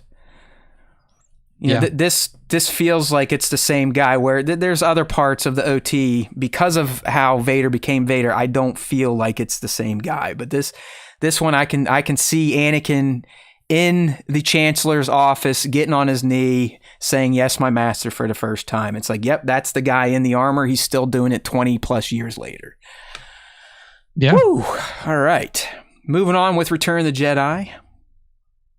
I like the way Nick phrased this one, the sail barge bonanza. and I couldn't agree more. It's really, if we want to zero in on the exact moment, I'd say when the music starts, the dump, dump, dump, dump. Luke is checking all his cues. He's like, all right, Lando, you ready? R2, you ready? You ready? Chewie, you got it? All right, I'm going to go do my thing and, do some fucking gymnastics. You're going to shoot my lightsaber out. I'm going to catch it. I'm going to wave it around. I'm not really going to strike anybody. I'm going to miss a high kick on someone that's so clear. It's funny looking these days. And I'm going to make Boba Fett look like the bozo he was. So it's a great scene. Like the music sets the stage as any great moment in Star Wars. That's why John's the dude, and Star Wars never would be as powerful as it is without him. But you also, Nick, this is a whole new Luke, right? He's no longer whiny. He's not like his dad was in an Attack of the Clones. He's more reserved. He seems more focused. He seems more confident in himself becoming a Jedi, even though he's lying to everyone and saying he's a Jedi Knight. It's not until he actually beats his dad that he can earn that title. But it was a good look at Luke being who we thought Luke would become after getting some training with Yoda and Obi-Wan. Yeah, for sure. I mean, I think that Luke, it's not really the culmination of Luke's journey, but it's like I've gotten to a point now to where he's confident in his abilities. He's leading a mission instead of being on a mission. Exactly. He's got that confidence. He feels like he's done enough with Yoda, and Yoda is kind of, Yoda probably knew you're not ready, but I can't tell you you're not ready. Oh, he does. On my deathbed. Oh, he does. No, he comes back and he's like, "Yo, I'm a fucking Jedi, right?" And Yoda's like, "Fuck you, you are." It's like there is another. Don't worry. Yeah, you're right. He's like, "Hey, Luke, I can tell you're a little wonky. You get a little arrogant, a little cocky. You spent a long time on a fucking moisture farm, so you go ahead. You call yourself a Jedi. I got your sister in mind. She can go ahead and do the important shit, pal. But yeah, you're a Jedi, sure." Oh man, but yeah. All right, what else we got here? Yeah, the sail barge bonanza, good stuff. All right, well, speaking of Leia, Luke, and Force Ghosts and how they would jerk them around, I have Luke learning about Leia on Dagobah. Yoda kind of sets it up And then Luke confirms it by talking with Obi-Wan. And if you can't tell, I am a big fan of scenes that hash out lore in Star Wars. It's everything for me. So I love this moment even to this day because it then gets paid off on in the throne room duel. And it's what sends Luke to the dark side for a little bit once Dad Vader sniffs it out and tries to use it against Luke, but it backfires and actually gives Luke the edge he needs to win. Yeah. I mean, it was a really good moment between those two characters. It also like has the side effect of being funny because it's like, that's where it's like you kissed your sister like comes from. Yeah. Like but it was one of those moments where it was like we do have a special connection, but the special connection is that we're brother and sister. We both have the Force, you know, all this stuff. Vader is also your dad as well. Like it was a good like it didn't feel like a lore dump at the moment because it wasn't like an overly long conversation scene, but the results of that conversation it ended up being like a huge lore dump. And it really did kind of set the scene for like, well, and this is also where Kenobi drops his famous, well, hey, Luke, calm down, pal. From a certain point of view, I was telling you everything. Everything was on the up and up. Don't worry about it. Certain point of view. Yeah. So I still contend, you know, when they're in Yoda's hovel and he's dying and he says there's another Skywalker. Even as a kid, I went right to Leia. I know it. Yeah, I mean, I guessed it. I know I did. It was really hard at that moment too to see like what other options there were. You know, like what was like who like was it going to be Han? No, it just like didn't make any sense for it to be Han. So like of the characters that are left remaining in the film, it was like, well, who else could it be? Who else could it be? Hey, when I was 3 or 4, I was proud of myself. Yeah, I mean, when you saw it in the theaters, you know, I've been predicting lore since I was in diapers. People, that some of you are like, man, you know, you're not too bad at these speculation guesses and whatnot. Well, it's been with me since birth. Okay, ROTJ, we love you. Moving on. One of the greatest scenes in all Star Wars, hint, hint, may be my number one. You never know, but I'm going with Luke v. Vader in the throne room, specifically the moment I just talked about. Luke is hiding underneath the steps. Vader starts to taunt him. Vader sniffs out Luke's secret about Leia, and Luke's like, all right, enough's enough. No! And runs out. He's like, wah, wah, waka, waka, waka, waka, wah! And just beats the shit out of his dad. I mean, it is amazing. I mean, the duel's great. They got the high ground callback, which like it really is a thing. And, you know, Luke's up the top. Vader walks in like, oh, Obi-Wan's taught you well. But Vader slowly walks up to match him so he can't have the high ground. But to me, Nick, it's dark side Luke beating down Daddy, seeing that scarred circuitry hand and going, oh shit, I almost just did what he did, but I'm better than him. I am a Jedi just like my father before me. Yeah. Okay. Yeah. I mean, that was the first, you know, like that was the first time that we've seen Luke really kind of dip into. Just go ahead. No, I mean, he goes ham. The dark side, like you can see the anger on his face. Yeah, swinging it like a sledgehammer, man. I mean, he's just like, wah, wah. Yeah, and like having the wherewithal and the presence of mind to pull back at the last moment. I mean, it was a really special moment for both of those characters because I think at that moment too, you know, that's when Vader realizes like, okay, like this kid isn't me. Like I can't, like I'm not gonna, like he's not gonna come to the dark side for some bullshit. Like that's when he realized like my son is his own person and is better than me. Right. He's not redeemed yet. I still believe Vader redeems when he's watching his son almost get killed. You gotta remember, Vader lets Luke get electrocuted a lot, like to the point where he's fucking smoking out of his shirt collar before he goes, no, and chucks him. And really, you could tap that into this scene as well. The reason I left it out is because of the no now, but that used to be really Luke beating his dad to win, and then his dad redeeming himself to save Luke, that is Star Wars for me. And it's because of, all my fucked up issues with my own dad. I love it. I mean, it's life. It is life, because I've always looked at my dad as a villain and me as someone who could try to help him. Unfortunately, it didn't end like Luke and Vader, but I still have those thoughts. It still reminds me of Star Wars, watching with my dad, getting into it. But yeah, the no tempers Vader's return a bit, but it's still just a beautiful moment in Star Wars, start to finish. Yeah, no, 100%. I mean, it's one of those moments that that really, when he's talking to his father, especially after they take the helmet off, it's like you see a side of a character that we're never not there knew yet, existed. Nick. That might be the final scene. That might be the last. I jumped a little too far ahead. Well, you're right, because I mean, it really, you could say the throne room all the way to Luke shooting out of the blowing up Death Star 2 is just top Star Wars. I was trying to keep specific scenes, so the one to end on here is, Luke lugging his dad out, laying him down on Shuttle Tydirium's ramp, and Vader just saying, "Hey, just for once, let me look on you with my own eyes." And then Luke's like, "Come on, man, I can save you." And he's like, "You already have, Luke. You were right about me. Tell your sister you were right."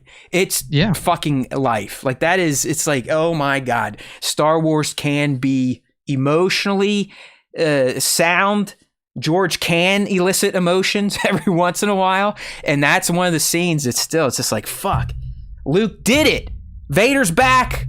Now he's dead, but it's such a beautiful moment when Vader recognizes, you did it. You were right.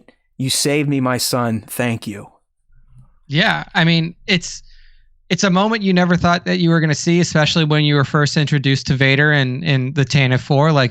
That was one of the scenes that we talked about before, and seeing that character and seeing that character's stoicism all the way through, and his unflinching desire to get his son to not join his son. That's not what Vader was trying to do. Vader wasn't trying to join his son.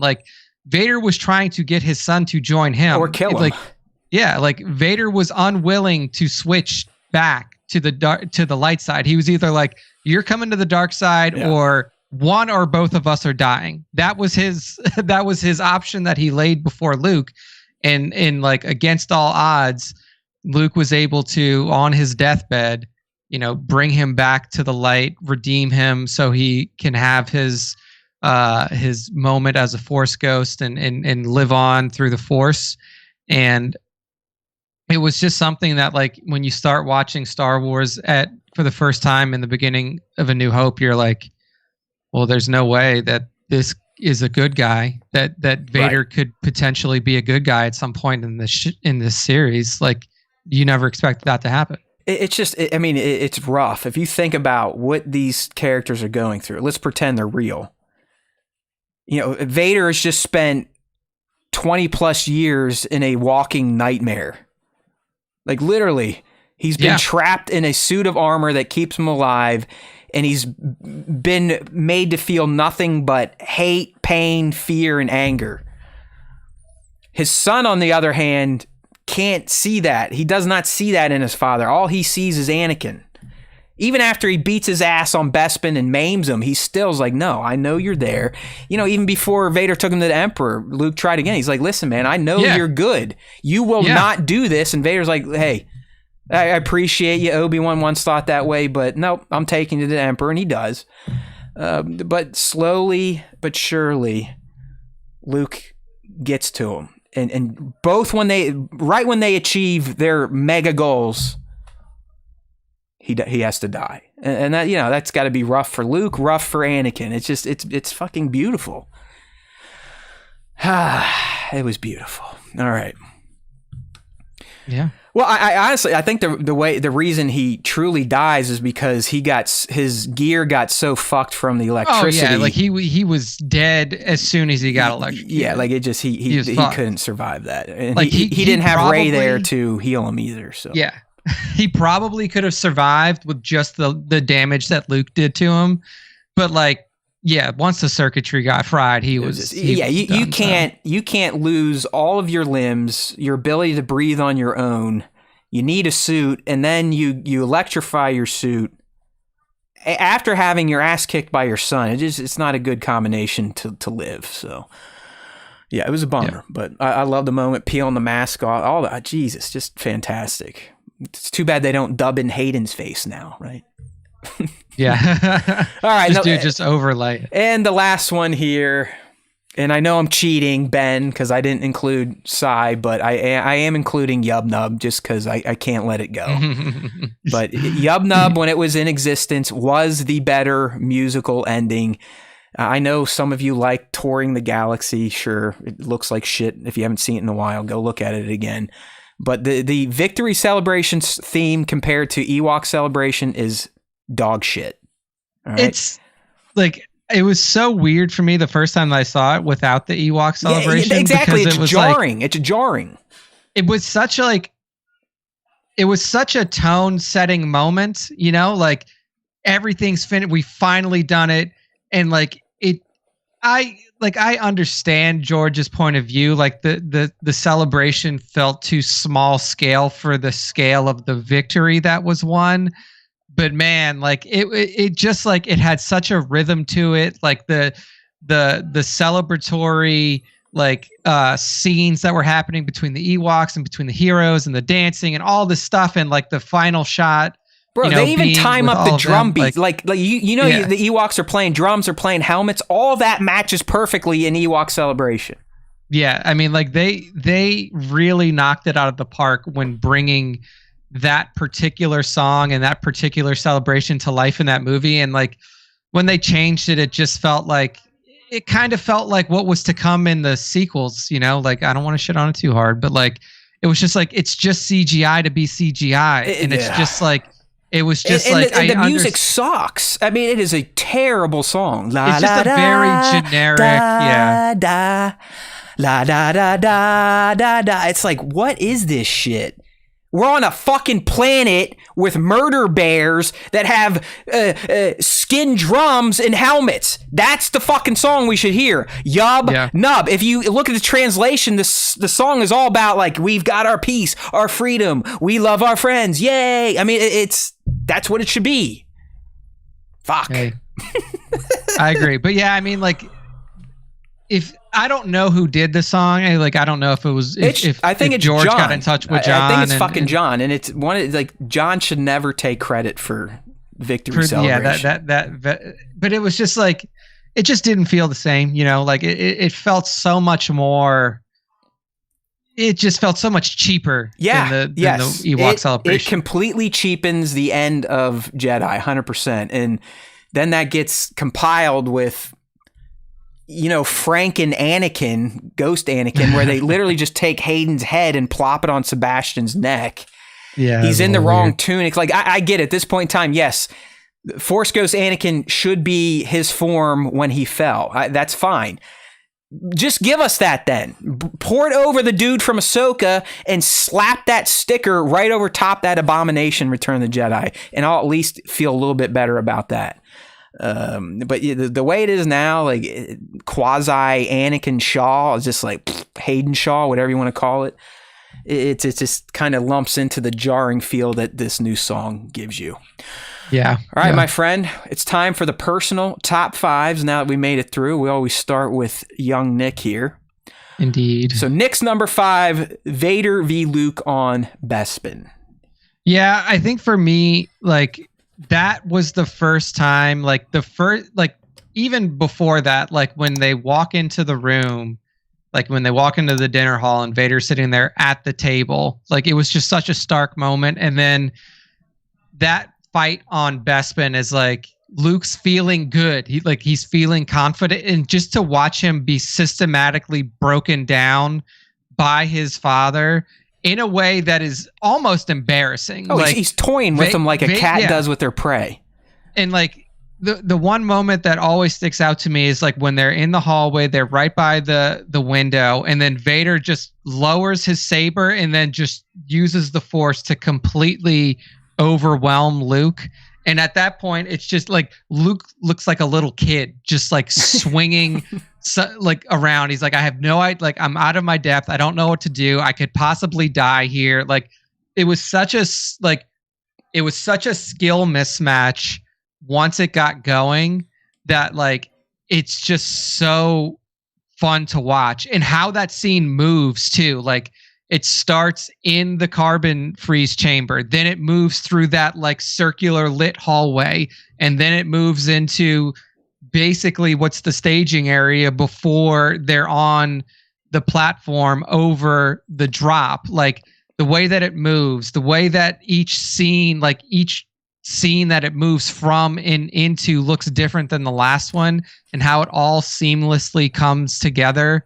And obviously the way that it ends, I mean, it's fantastic. Would you agree with it? It's kind of the original trilogy's Battle of the Heroes. That's kind of where like you're right. It kind of changes environments, and it's more than just a dance. They're actually like walking through a building, almost fighting through a building. Yeah. You get different backdrops, different settings, different things to deal with. Yeah, exactly. I mean, that's kind of what I was gonna like make a comparison to, is that final battle in Rots, and like it does have that feeling. Like it evokes that same kind of feeling because of the scene shifts and stuff like that. So I mean, like, to me, that one is just like, it's so hard to beat in terms of like that's my number one. I think you put it as my number 5, but I think I listed it as my number 1. I just went from top to bottom. So, well, all right, we'll reverse these. This is pretend 5 is 1. So that's Nick's 1. Here comes Nick's 2, the Trench Run finale. Yeah. Trench Run, A New Hope. Like I was saying when we were talking about it. We'll have to use numbers next time, not bullets. Oh, I thought like mine does have number. I don't know. Maybe I did something wrong, or I read something wrong. Whatever. Anyway. Trench Run, A New Hope, like we talked about it before. Right. Okay. It was really the first time that like Luke didn't understand the Force before. No, it's when he becomes the dude. Yeah, like he finally understands like, oh my God, this is what it can do. And then, as I said before, like the dramatic tension, even just leading up to before he gets in the trench, and then it was just. Love it. Yeah, just amazing. All right, this is your number 3 at least, so that works out, right? Throne Room is 3. Throne Room is 3. Well, we just talked about that one, so yeah, we just talked about it. Obviously, here's your 4 best moments. Sarlacc Pit for me is 4 only because of just. It almost feels like a Benny, like if you put the Benny Hill music over that, it would still fit perfectly. It's just like, it's true chaos.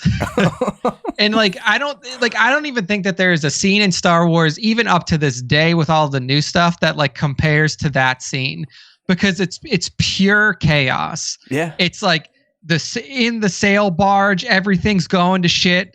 And the Hutt Slayer doing her thing. Yeah, you got the droids falling off the barge. You got just Bozo Fett getting taken out by a blind guy.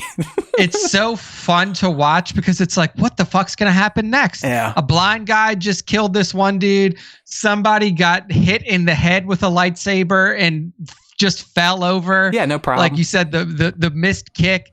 The Han. Does everyone know what we're talking about? The miss kick is awesome. Like Mark Hamill himself has brought it up, but you got it's one. I think it's when he's transitioning between the skiffs. He kicks a dude and misses him by like 10 feet. Completely. But the dude still falls. You could argue it's the first use of Force Kung Fu, I guess. Yeah, right? The Terrace Kasi comes in, But like the scene where fucking Han and Lando's hanging off of the plank, and Han is there blind. I thought you can't see. Trying to guess. Like, it's so, dude. It's Boba just Fett. so many. Boba things. Fett. Where? Boom. It's just so wild. It's just so fun to watch because there's so much random shit happening. It's so wild. Oh man. ROTJ Great. Number 1, and Nick's number 5. My number 5, Hoth Battle ESB, like we were saying before, just like feeling like that was the first time where it really you could feel like, oh, the rebels are fucked. Yeah. Like, It wasn't they even don't close. stand It wasn't a even chance. close, dude. You had like the Jedi. He got one AT-AT down, but even his ship got blowed up. After that, it was just over. I'll give Travis Mitchell laying down his here. I'll give him the Han bullshitting over the comms in A New Hope. That is pretty classic. Oh yeah, dude. that is funny. That's That's always a funny we're scene. Fine. All right, I'm pretty sure I ordered mine correctly. That is a good point, Bat. I thought about that too when I was rewatching this. Bat saying here on the stream, the Sarlacc can pull in a ship, but not Lando. You know, he's right. Lando's hanging on. In the Book of Boba Fett, you remember Boba Fett goes back and has a final fight with the Sarlacc in the ship and drops a seismic charge in there to win. So, but it could not pull the Slave One down, or it could, but it could not pull Lando because he's got a massive hog. Lando's jacked, dude. Yeah, I mean, you guys should see what he's got, what he's packing down there. They don't call him Mr. Colt 45 for nothing. All right, here's my top 5, a little bit different. We share a few. My number 5, Luthen's monologue. Just beautiful writing, beautiful delivery by Stellan. He is a hero. I can't wait to see him in Dune 2 as the big fat fuck. All right. My number 4, Battle of Hoth. Yeah, that's it. It's Battle of Hoth. It's awesome.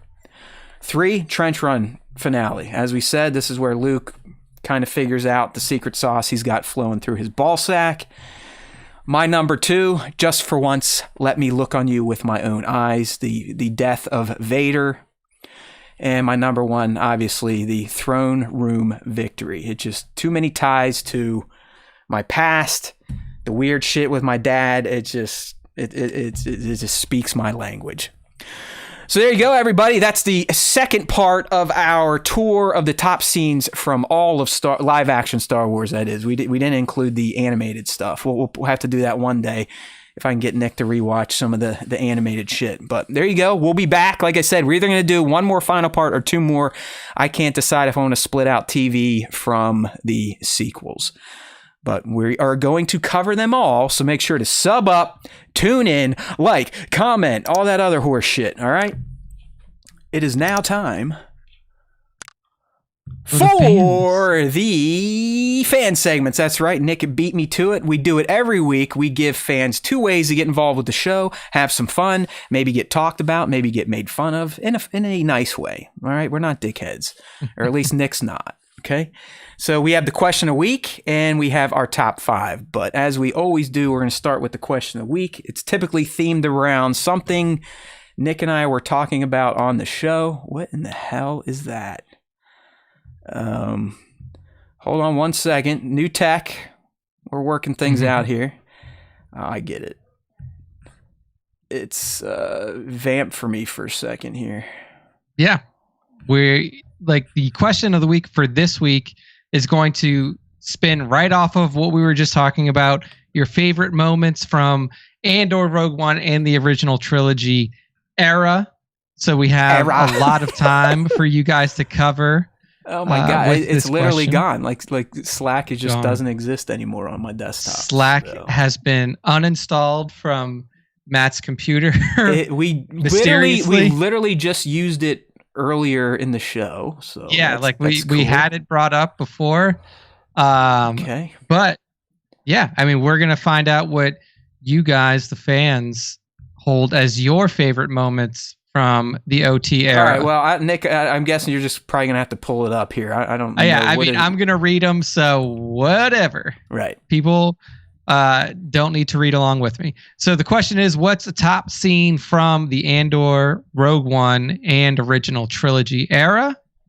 And we're kicking this one off with League of Extraordinary Sixthers. They have been very good about getting their answers into our... Uh-oh. I think we just lost Nick. Can anyone hear me? Are we completely dead?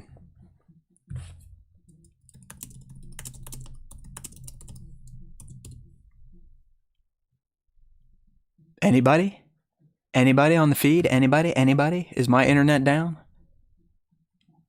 All right, might just be Nick here. Which is fine because we're close to the end of the show anyway, so we'll just go with the good old Frozen Nick.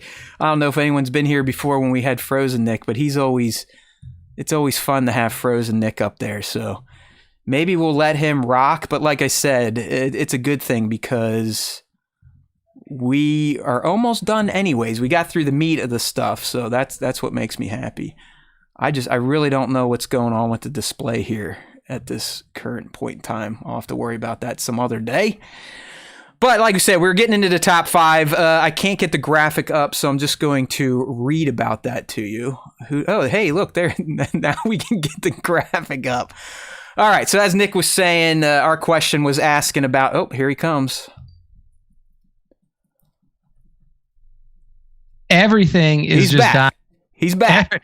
Everything's failing now. For some reason, my internet literally went out for a second, and then it's all right. Hey, we were going to roll with Carbonite Nick. We've done it in the past, but you are back, so go ahead and start reading. Yeah. So I was saying press pauses was but you are not a Jedi yet. Chills in my view. It's that scene, that duel that cements Star Wars, the Star Wars DNA going forward. Quick Pick Toys says, hi, impossible to choose only one. Rogue One was the first time we could have Vader back with a terrific final, bringing us back to 1977 and Tantive 4. Prelogy, I don't know what Prelogy is. Is that the prequel trilogy? I love prelogies. So.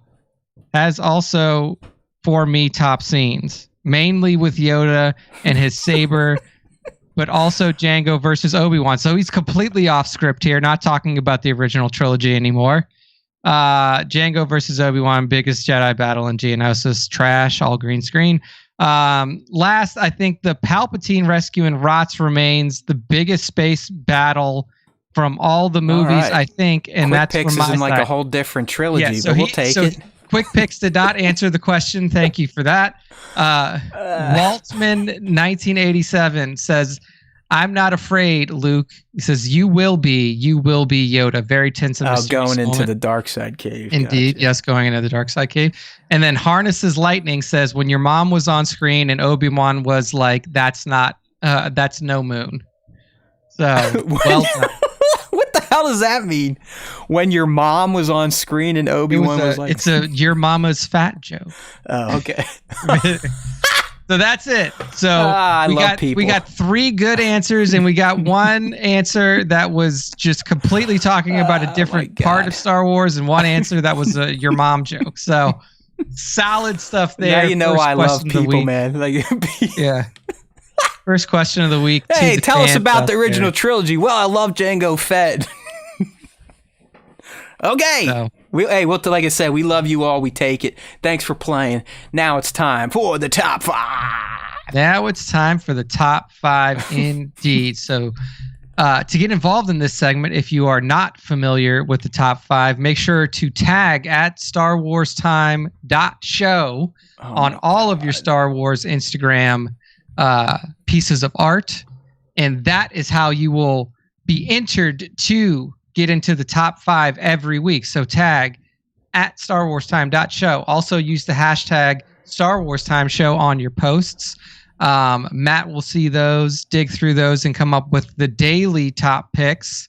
And then I will go through at the end of the week of only the tags, only the photos or images or artwork that is add tag at Star Wars Time Show. Tag! There we go. To kick off the top 5 for this week, we have the _collectible_critic. They were in our chat earlier. Not sure if they've lasted the whole show, but the collectible we're not for everyone. So if you make it this far, you deserve a medal. Congratulations. The collectible critic hits us with an awesome crossover shot between Predator and Star Wars. We see one of the Predators standing there, apparently just made his way onto an Imperial ship and is just cutting down troopers left and right, and is now facing down Vader himself as he has successfully decapitated and taken the spines out of many stormtroopers up to this point. So yeah, just a cool shot crossover between Predator. I love the crossovers. We've established Predator, Alien, Star Wars all in the same universe thanks to a little Easter egg in a comic from a few years back. So this is totally legit. And the Predator would get his ass kicked by Darth Vader. It wouldn't even be a fucking fight. Yeah, he would. So, Force, baby, and a lightsaber. You can't stand up to Vader. No. I'm sorry.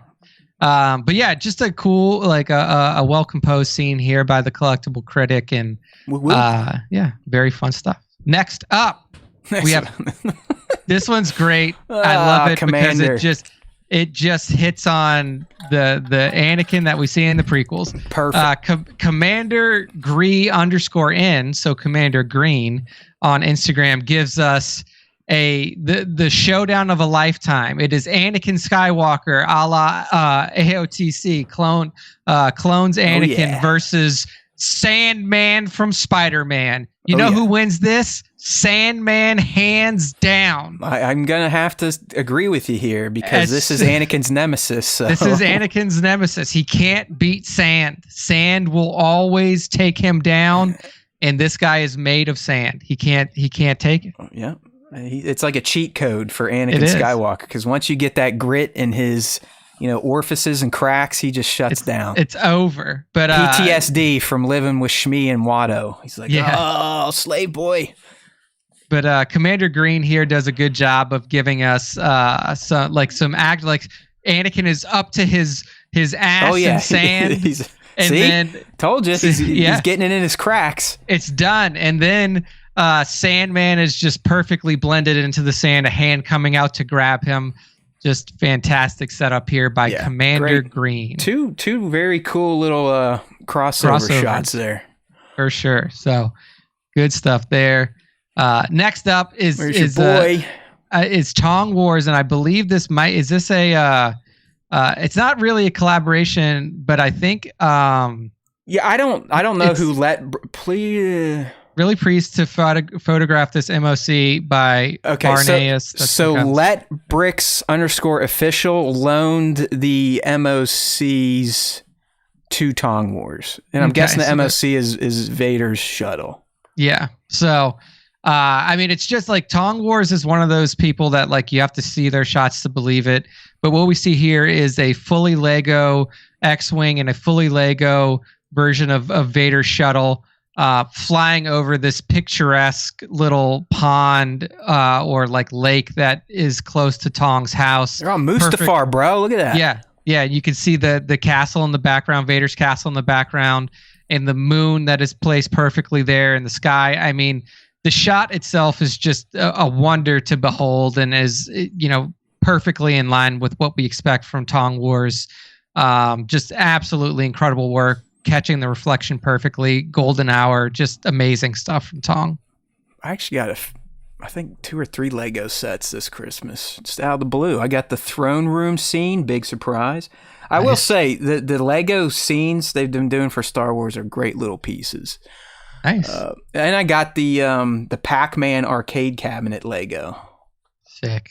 Nice. Yeah, Charlie asked Santa to get that for me.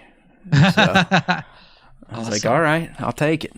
Awesome. Yeah, good stuff here from @TongWars. Okay, moving right along. Next up is Quanton, KWAANTON on Instagram, and he gives us a nice emotional shot of Vader. This is from the end of Clone Wars Season 7, where he's on the snowy planet seeing the remains of the 332nd members after the ship with Ahsoka and Rex goes down. When Order 66 starts, he finds the blue saber in the snow, and what we see in the picture is Vader picking up the saber, igniting it, looking at it, and then the Morai shortly flies over his head. It was one of those scenes at the end of Clone Wars Season 7 that really kind of touched an emotional notes. Anakin, now Vader, seeing what remains of his former compatriots, his former, brothers in arms, the 332nd, and then obviously wondering what happened to his former apprentice. So. That's a damn good looking Vader too. I don't know if that's figure arts or Metacom Mafex, but it looks good. Yeah, looks good. Solid shot here from @Quanton, KWAANTON. You know what? I got some toys too. Check this. Heather picked me up the Ralph McQuarrie Vader Obi-Wan dual set. Nice. Get some anything McQuarrie. Like if you can get like McQuarrie stuff, they always look so cool. Yeah, I mean, I don't collect Black Series anymore, or at least not like I used to. But that was a set. I'm like, if I ever find that in the wild or someone gives it to me, I'll gladly take it because I mean, the Vader from McQuarrie has such a cool looking stylized face. It's a little more rounded and angular and.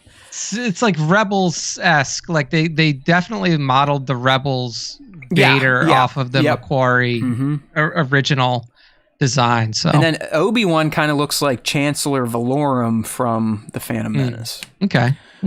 All right, sorry. Great stuff. Tangent. And then this one's great. It's closing out the top 5. Where do you get those little fucking Funko Pops though? I know that had to be 3D printed or something like that. But I love it. Impressive. So this is from Rupert89 on Instagram. And what I'm saying that this is an alternate history where Luke turned to the dark side, helped to squash the rebellion, and now him and his dad are best friends, and they killed the Emperor, and they're running things together. And this is the first life day after Luke had joined his father on the dark side. And what does Luke get his dad for Christmas but a Darth Vader Funko Pop? I love it. And you got the little Funko Pop there in Luke's hands. He's giving it to his dad. His dad's super excited. He's like, "Oh my gosh, look at this! It's so cute." You see the Life Day tree in the background. All the other presents wrapped up. Just a nice father and son moment between Luke and Vader here for Life Day. It's amazing. Like that little ass Funko Pop prop. I'm really wondering if it's real or if they just like shopped it in there, but. If it's real, I think I want one. I mean, that thing can't be taller than an inch, right? I mean, no, it might be like an inch by an inch or less than that, a half by a half. It's got to be like an inch cube at most. It might even be smaller than that, but that's what no they bigger say than about my penis, sure. Nick. You shouldn't tell other people that. Come on. That is just a kick-ass little Funko Pop. Luke standing there like, "Here, Daddy," and Vader's like, "Oh, just what I wanted."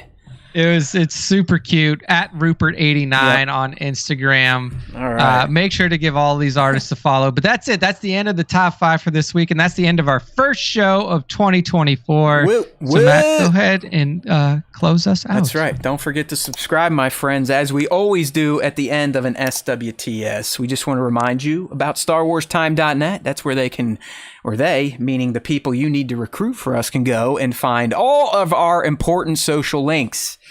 So if you just go right up there to the top, StarWarsTime.net, we got, the X, Twitter, whatever the hell you want to call it, Instagram. If you want the RSS feed, we got that. We got the YouTube, we got the TikTok. More importantly, we got the Sub to Podcast page. You jump over there. It's a very easy one-stop shop for all of the important podcast platforms like Apple, Spotify, Google, Amazon, Pandora, Blurberry, Email, Deezer, TuneIn, Podchaser, iHeart, Android. We got it all. We just need more of you. We're in one of our upswings. We have a very weird traffic pattern here to SWTS. Where I thought we'd be dead, we actually have had higher listener numbers over the break, even when we're not doing live shows. So maybe that's a sign of our special topics, or we've just convinced more idiots to tune in. Either way, we love it, and we need to keep it up. Let's keep this mother growing in 2024, and we can do that by reminding everyone that there's always time for Star Wars time, okay? Say it with me. There is always time for Star Wars time. All right, my friends and fandos, we love you. We appreciate you.